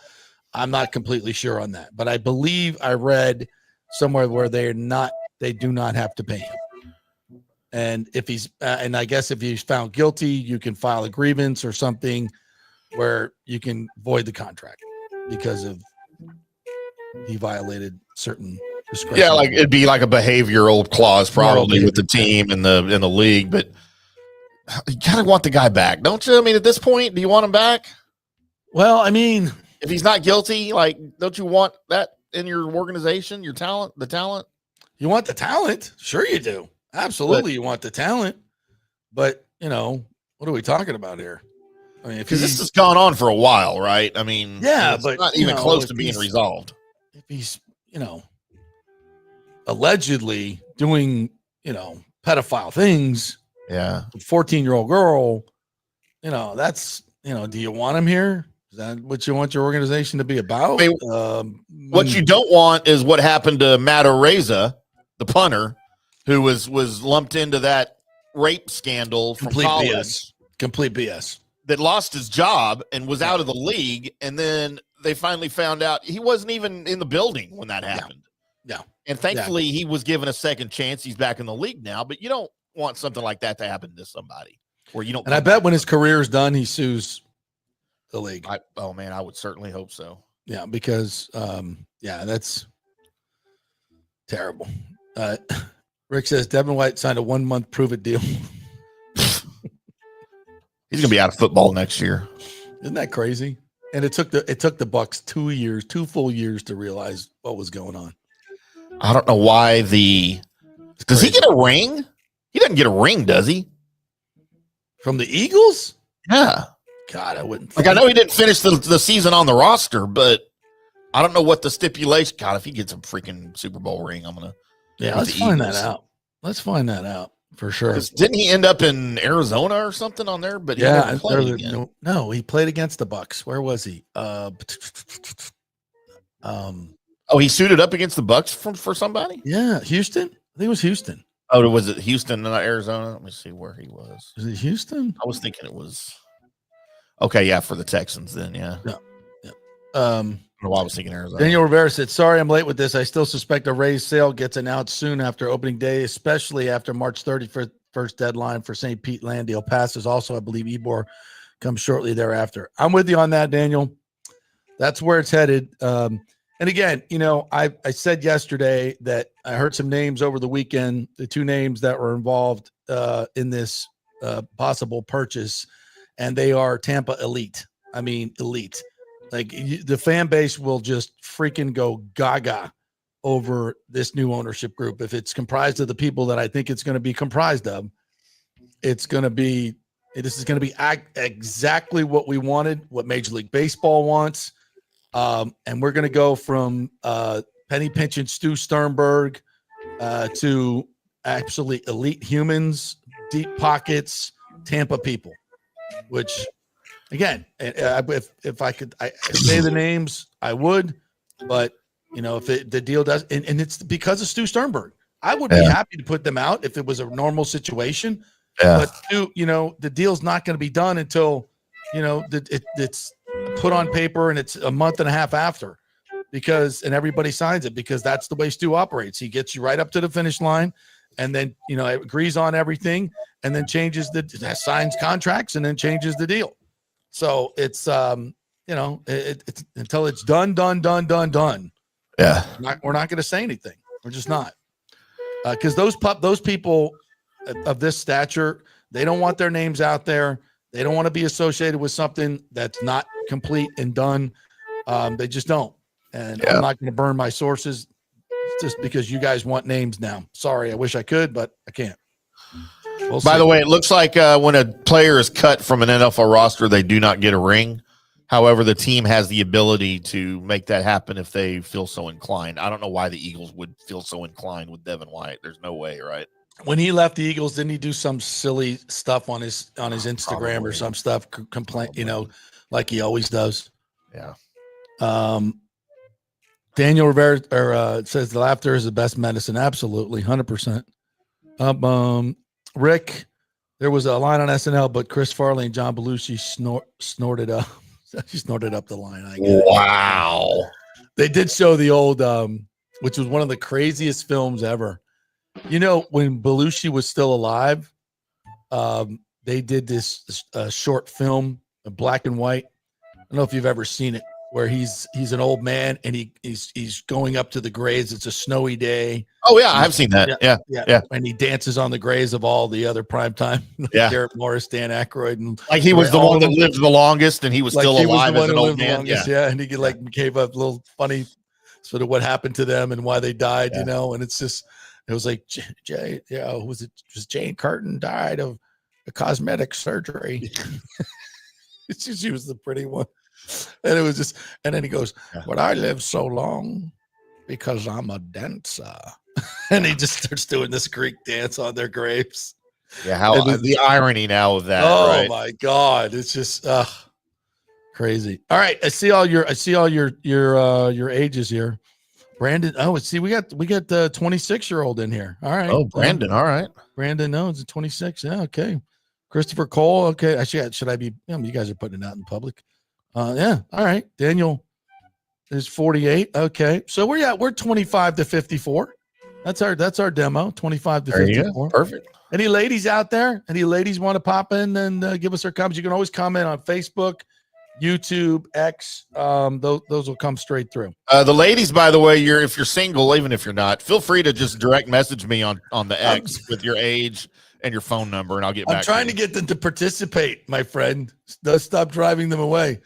Lonnie Wilkins says, just like how Universal Pictures had a cocaine budget for Belushi during the filming. It wasn't just Belushi. All right. Carrie Fisher was involved in that. Dan Aykroyd was involved in that. They were all in that movie.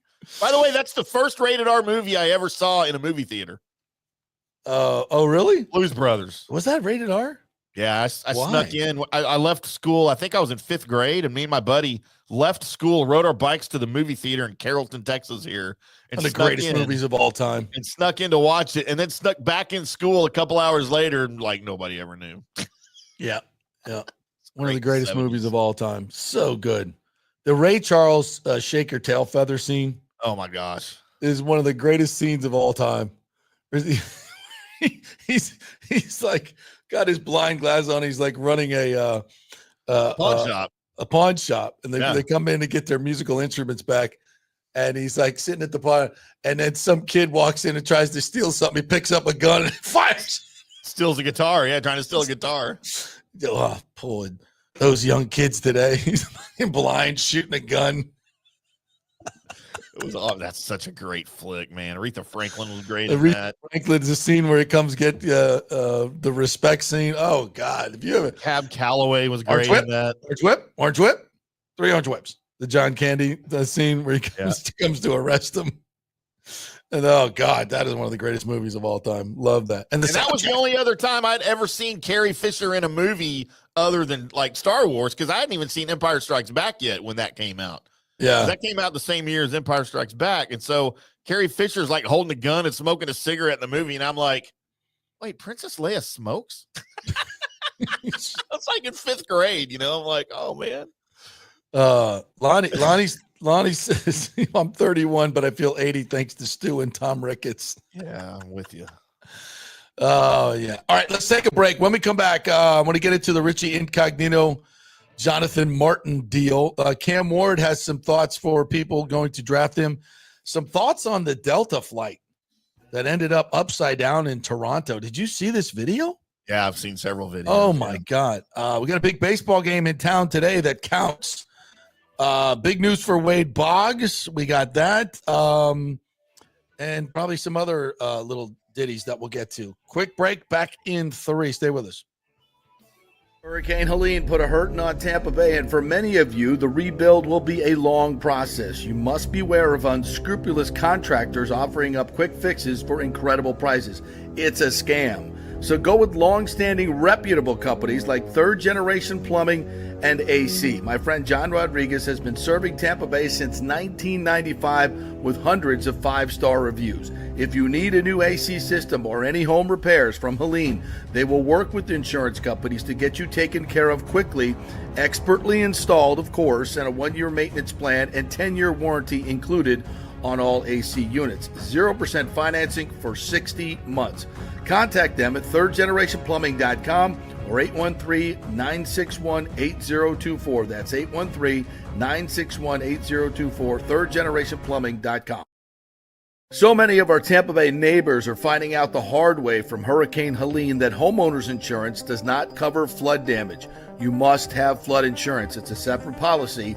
Immediately call Italiano Insurance at 813-877-7799, and they will shop around to find the best policy before rates go up. Lock it in. Over 60% are underinsured in Florida, or you're not getting your discounts that you're entitled to. So do an insurance checkup at Italiano, and they could save you thousands of dollars. Italiano will make sure you're with a highly rated insurer, so there are no surprises in your time of need. Our hearts go out to all our neighbors devastated by Helene. These are the times we're proud to protect all the pieces of your life. Italiano Insurance, 813-877-7799.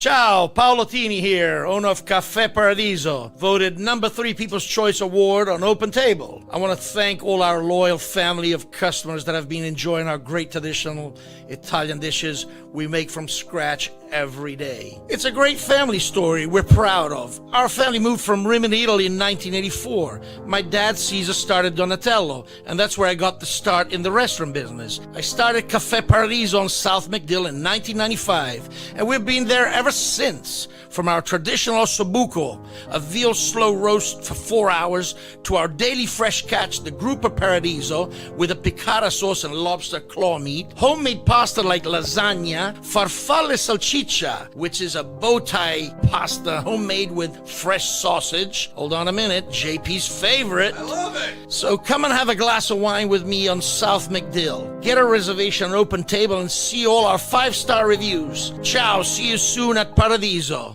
Let's go. Right now, back to the show on FanStream Sports. All right, welcome back to the JP Peterson Show here, coming to you live from the beautiful Jeeves Law Group studio. I'm trying to put up the wide shot. There it is. There it is. There's the wide shot. There you go. We got to get the helmets up. We got to get the helmets up in here. Yeah. We got to get that other camera. We'll hopefully get that done today. We got time today. Let's do that today. Wow, JP setting goals. I'm setting goals. Good God. But hey, one quick invite to a game or a golf tournament, and I'm out the door. So, by the way, I get it. FSU and USF are playing in baseball today on this gorgeous day outside at a baseball stadium. My friends are going, and I'm like, whew. Starts at 5:00 though, so I get a lot of work done. There you go, and then maybe get to the game. What do you think? I think you should do it. That's a must do, right? Just don't cross your fingers for an FSU win though. Yeah. What? No, we got a new coach, man. We got Link Jarrett. We got a good squad. I don't know who's pitching today, but we got a really good squad. FSU does. So does USF. USF has a new coach. Mm-hmm. They beat Iowa this weekend, so they're on the tear. So it might be a packed house at Red McEwen Field here. I can hear Derek Sharp doing the call by right now. So yeah, FSU, USF. I don't know if it's televised anywhere. So usually they do those things like on ESPN Plus, like you got to stream it. I don't know. Maybe if you guys know, anybody out there, any USF people know if that's going to be televised, let me know. But just go over. By the way, Rhea Law, USF president, is going to retire. So they're going to bring in a new, and she was a driving force. I don't know if I'd call her a driving force, but she wasn't an impediment like other presidents have been to athletic progress. And in fact, she robustly supported athletics, and I think that's why USF has gotten so much better at so many different things. Got the stadium done. Basketball had that great season last year. If not for the tragic and untimely death of Amir, they probably would be a top 25 team this year. No disrespect to Coach Fletcher, but is what it is. And I don't know. I don't know who they're going to get, but I hope it's more of the type that supports athletics. And your baseball game is on ESPN Plus to stream, or WFLA 100.7 broadcast on that. WFLA. That's what it says. Radio WFLA 100.7 FM. I don't know what is that in Tampa? Yes, but not 100.7. It's on 102.5. HD. That's what it says. I think anyway, just go to the game, support the program. It'll be fun. All right. Lots to get to. The Richie Incognito, Jonathan Martin saga. Now, if you remember this, and I'm just going this off the top of my head. So Richie Incognito was a veteran offensive lineman for the Miami Dolphins. This is 10 years ago? 10 years ago? 2013. Yeah. Wow. Even further back. And then Jonathan Martin was a high-priced, high draft pick, I think first-round draft pick out of Stanford. And there were some questions about his toughness, and clearly since it's now revealed that it was his mother that was doing all the belly aching about him being bullied. So it was like the first time we'd ever heard somebody come out and say, I'm being bullied by Richie Incognito. And there were some, as I recall, some voicemails that were left that were pretty heinous. There was a lot of racist undertones to it. It just had a very unseemly part to the story. But the big part to the story was... and this was the second big so-called bullying story to come out of the NFL that year. Because remember, there was a big Saints scandal of bullying that year, too. Yeah. So this was kind of following whatever everyone perceived to be like maybe a pattern of bullying in the NFL. And that kind of made it a bigger story. So, and there's, you talk about bullying, typically we're talking about, a sixth grader who weighs about 100 pounds getting his ass kicked by some big dude, right? It's a totally different deal. This is, we're in the NFL now, boys. We're all men. And there's, I'm going to say it's like ritual hazing, But there's certain things that happen in the NFL, and if they perceive you as being soft, there are certain things that your teammates are going to do to maybe not make you soft, or to say, hey, man, you're in the NFL now. You got to, man the F up. Let's go. It's a violent game. It's not for pussies.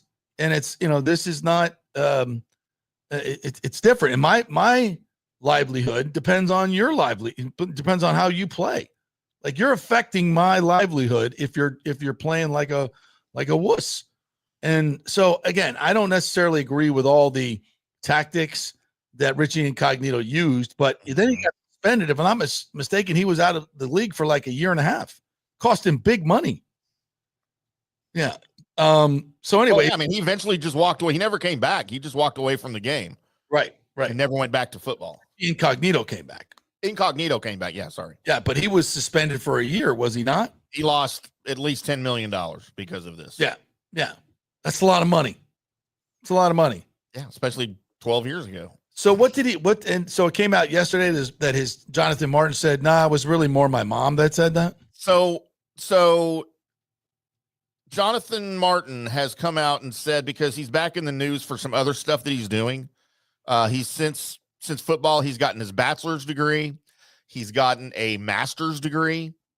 And he is a big time financier now. Like, he's all into crypto and Bitcoin, and he makes the speaking tours and stuff at universities and colleges and other places.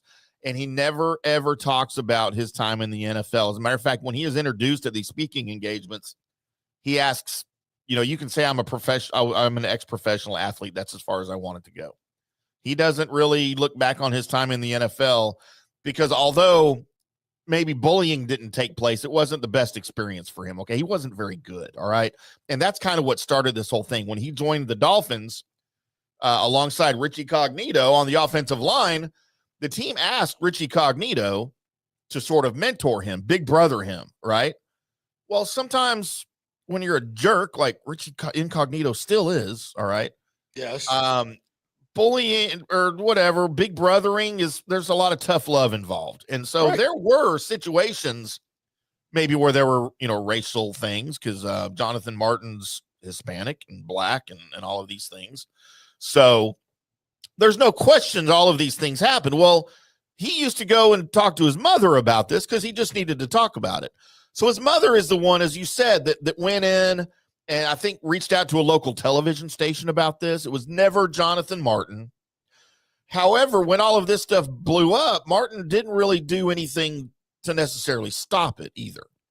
Well, now he has come out and said, I never, ever cried bullying about this, and I've been trying to straighten this story out for 10 years. Wow. He said, the quote is, I never believed for a second I was being bullied. That's a quote from Martin. He says, it's a story I've been trying to fix for 10 years, end quote. So while the situation did not happen as we all were led to believe, by the way, Pro Football Talk and Florio has a lot to do with this, because he was part of one of the media outlets that was pushing this thing big time. I believe ESPN and Adam Schefter had a lot to do with this also with their followings. But while it didn't happen necessarily the way we were all led to believe at the time, there were certain improprieties that happened between the two. Like, they don't talk, and also Incognito had a reputation of this. So it's not like he was just some random offensive lineman who was asked to mentor a guy and then these came out. Like, he had been on other teams and been not kicked off, but traded or not re-signed on what I think he was with the Bills. Maybe that was later. I don't remember when he was with the Bills, but like the teams did not like him anyway. And so, he had a reputation that preceded all of this anyway. So it made it very believable. But the fact that all of it was blown up to the point that it was, and Richie Cognito kind of becomes, I hesitate to use the word victim in this, because he certainly was not innocent in anything that was happening. But because of his reputation, he was named in this, and this whole thing was perpetuated. Well, now he's kind of the victim because, yes, he basically had to leave football for a number of years for a year and a half, 2 years, and lost his income. Well, now he's talking about suing the league, suing Mike Florio, suing Adam Schefter suing all of the people involved in this to get his money back, which good for you. I mean, you probably should, right? I would not fault him at all for that, but it just goes to show these huge stories like this, there's always more to it. And we even tried to get more out of it, I think, at the time, because it just was almost so unbelievable, right? Yeah. That this was happening in that day and in this day and age, that something like that could occur within an NFL organization or multiple NFL organizations. But now here we are 10, 12 years later, whatever it is. Now, and I have no idea why it took this long for this to come out. If Jonathan Martin really wanted to end this, he could have ended it back then. He could have done it back then. Yes. A long time ago. All right, college football. Last couple days, the movers and shakers have been meeting to figure out how they are going to put guardrails on this NIL stuff. The House settlement is getting done. So this is part of the agreement. And these are very large, kind of nebulous guidelines here that we have now, but it's basically going to be like a professional league in a lot of different ways. So there's going to be a new corporation, basically an LLC, that is formed with a CEO. One of the accounting firms, I think, is going to run this, and they're going to track the NIL deals, make sure these NIL deals are legal, written on paper. And each team's going to have a salary cap of about $22 million in the revenue sharing deal that comes out. And there's going to be penalties for teams that go over the cap, the teams that tamper with other players. So, there's, if you screw it up, if you go under the table, it's almost like, we're just going back to the old days where teams will try to cheat, because teams have more money than the 22 million. They'll try to cheat. But there's going to be, and it's not going to be the NCAA doing the enforcement. This is going to be like real accounting people, hopefully, not politically motivated and all this other stupid crap that the NCAA used to do. So there's going to be a system in place that's going to track all these deals, and you're going to have so much money to pay. So we should have a cap, and it's going to be something reasonable that even, some of the smaller schools, and they're going to be getting money from the revenue sharing deal. So USF conceivably should have the same amount of money for their, NIL deals, paying their players. I shouldn't even say NIL, but paying their players as other teams. As I understand it, I don't, everything's kind of preliminary, but that's kind of the global thing that they're trying to do here. Could be coach suspensions if you screw this up. So that looks like that's coming in line next year. Now, Paul Feinbaum was talking about the expansion to 16 teams. So the SEC and the Big Ten are building momentum for further expansion of college football playoff. This is according to Ross Dellinger from Yahoo Sports. Executives of 10 FBS leagues in Notre Dame signed a memorandum of understanding handing control over to 2 power conferences, per the report, the SEC and the Big Ten. Within the SEC and Big Ten, momentum is building to further expand the playoff to 14 to 16 teams, assign multiple automatic qualifiers per league, as many as 4 each for themselves, and finalize a scheduling arrangement together that may fetch millions in additional revenue from TV partners. So, yeah, the Big Ten and the and the SEC are going to make this a 14, 16 team playoff. Each of them are going to get 4 automatic qualifiers. You cool with that? I don't have a problem with that. I mean, I really don't. If you're going to expand it like that. But what if there are leagues? What if there are years when the SEC and the Big Ten don't have 4 good teams? I know. Does that mean they're going to get in anyway? Yes, they're automatic qualifiers. Automatic. That means doesn't matter if you suck, you get in. Well, I mean, you're the SEC. You're the Big Ten. So according to Feinbaum, he says, well, I think that's when they get in what they want. And listen, like any negotiation, whether you're talking about something far more serious about land among, major countries or space here in the college football, the SEC and the Big Ten have the power. I mean, you don't want to be in the ACC or Big 12 or whatever this new contraption is out west to be the champion of those 4 or 5 while the SEC and Big Ten are crowning champions. You know what? That's not going to work. And the big networks are ready to be with you. So they're going to play along. I think that's really, that's the dirty little secret here is the SEC and Big Ten can probably get away with whatever they want. And he's right. Yeah. It just doesn't seem right. They run the show. Yeah. So if you you're don't not like in it, the SEC don't play and the football.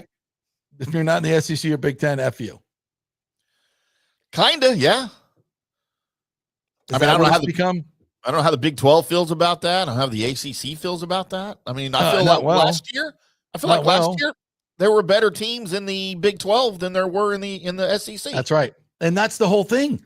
Is this now we're going to codify that the SEC and the Big Ten are just better than everybody else when parity is coming or is already here It's already here. because of NIL.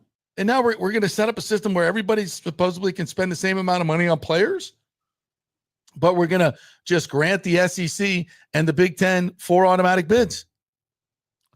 Out of 16. That is right? that out of 14 or 16. So 8 spots. The rest of you peasants fight amongst yourselves. I mean, that's not right. Whatever they do, however they format this, and again, you're not going to satisfy everybody. Yes, but however my plan they format satisfies this, everybody. You have got to get rid of the first round buys. I'm not a fan of that either. That was a fiasco this past season. That's got to go away. Yeah, that I'm okay with on-campus games. By all means, if you're one of the top whatever seeds, your first round game is at home. That I have no problem with that at all. You got to get rid of the first round buys. That can't happen. Crazy. Absolutely crazy. All right, spring football games may be going away, says Matt Rule, because you know what happens after spring football? Portal opens. Portal opens up. So he doesn't want to put his players on display. Like say he has a freshman that, was a 2-star, gained 30 pounds in his redshirt year and is now, the best running back on the team. And he's going to go out there and play. I mean, by the way, Matt, you don't have to play the guy in the spring game if you don't want to. I don't think he understands that. Put him under reps.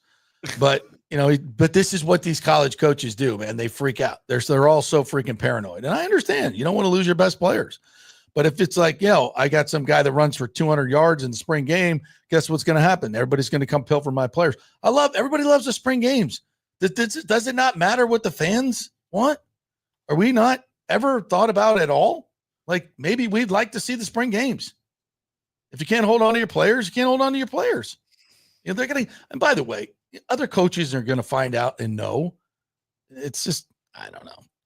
They get so paranoid. Well, I feel like the spring games are already dying anyway. That's why. Well, no, even before this, like you've already had teams that are going away. They don't hardly have regular rules anymore, and they're not football games. You've got, different, like when I watched the maroon and white game for the Aggies or Texas Tech's game or the Longhorns, you've got different rules, different refereeing methods, whatever. To where you score different points, you get different downs. It's not a regular football game. And I feel like that was already the trend before NIL and before this happened. I just think that spring games are obsolete. You don't have to put on display what you're doing. I love them. Give me too. some spring football. I want to see next year's team. I want to see that quarterback. I want to see that wide receiver. I want to see that. I want to see. Why can't I see? I want to see. I mean, what was it that we got all these changing rosters? I want to find out, like, can we not get used to who the people are? Like so we can cheer for them? Golly, it's look at what Ole Miss did last year. Ole Miss didn't have a spring game. They did a fan fest instead. Hell with you, Lane Kiffin. They had players. Yeah, your buddy. They had players in a slam dunk contest for fans to watch. Well, that sounds fun. And Joey I want to see him play football. Hot dogs. Well, we can do both. We can do both. Was there eating hot dogs? Why can't we do both? Spring game. Why can't we do both? Okay, and before we get out of here, holy hell, nobody died in that plane crash. No, nobody. Freaking plane went upside down, exploded, but the fuselage remained intact somehow. And if you haven't seen this video, I mean, whoever was driving that plane, dude, pilot.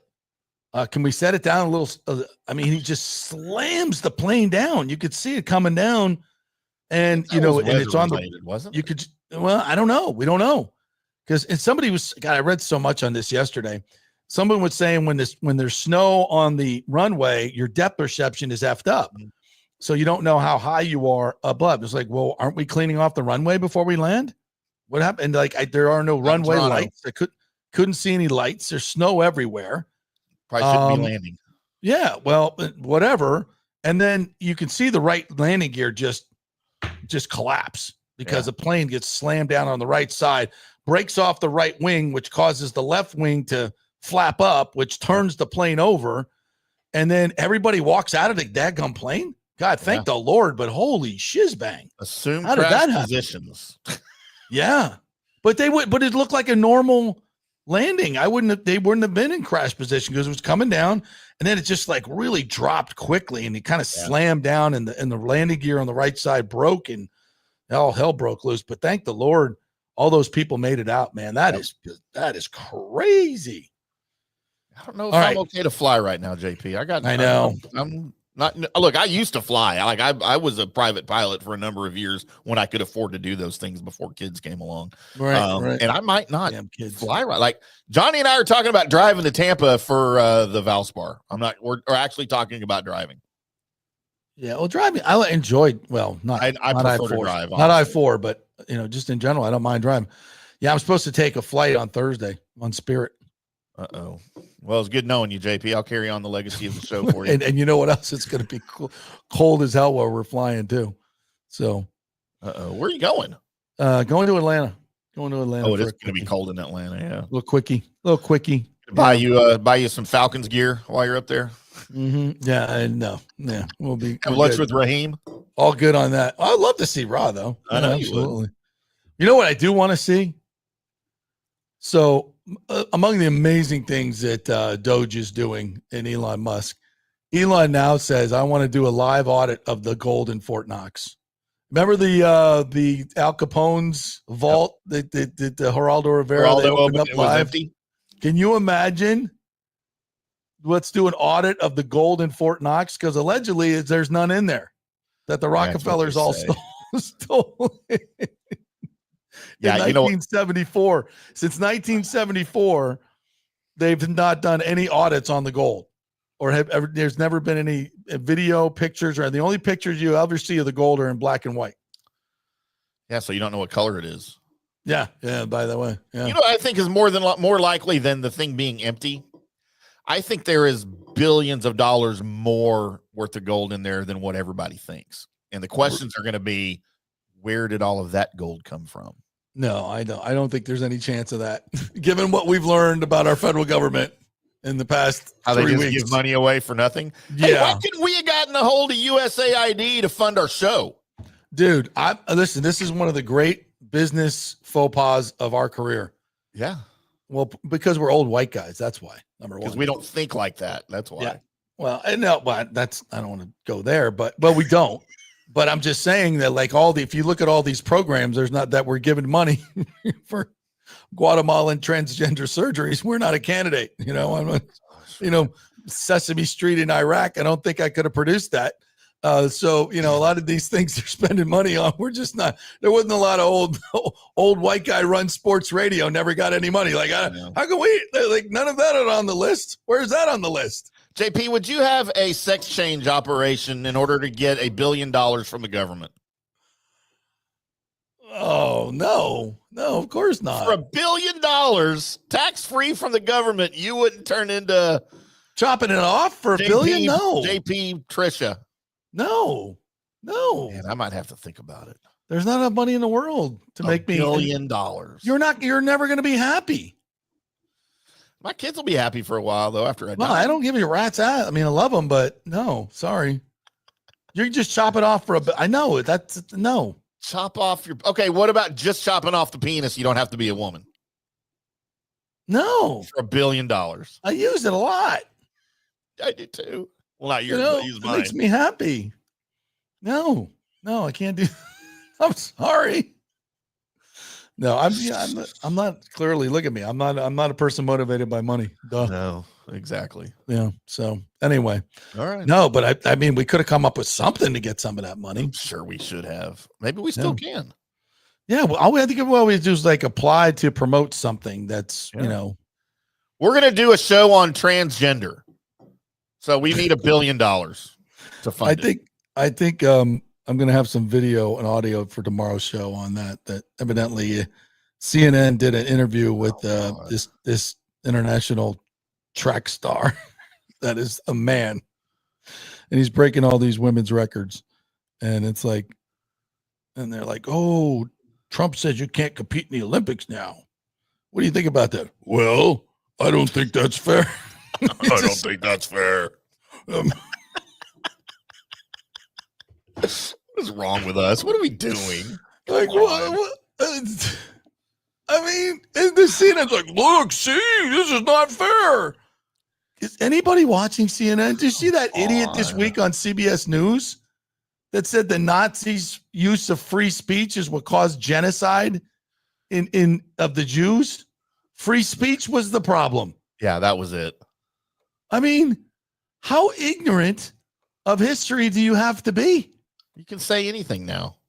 Well, yeah, but at least now people are calling you out, and there's other platforms like, and you couldn't do that before, like X that saved the world for free speech. You're like, no, idiot, it's just the opposite. Actually, have you ever heard of Goebbels?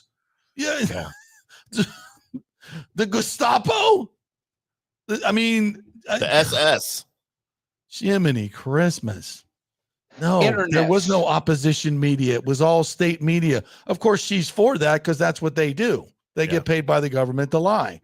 And now they want to gaslight it and say free speech was the problem.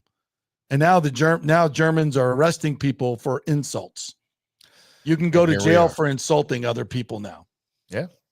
That's not free speech. Or somebody determines that you're lying because, they determine that, they'll put you in jail. So who determines what's a lie and what's the truth? That might be an interesting question. Yes, the censors, the minister of information. All right, that's enough. We will see you guys tomorrow, same bat time, 10 o'clock. We got another great show planned for you tomorrow. Not exactly sure what it is, but it's going to be awesome as it always is. Great job, Timmy. Thanks to Scott Reynolds for joining us as well. We'll be back tomorrow for more fun and frivolity. See you then. Thank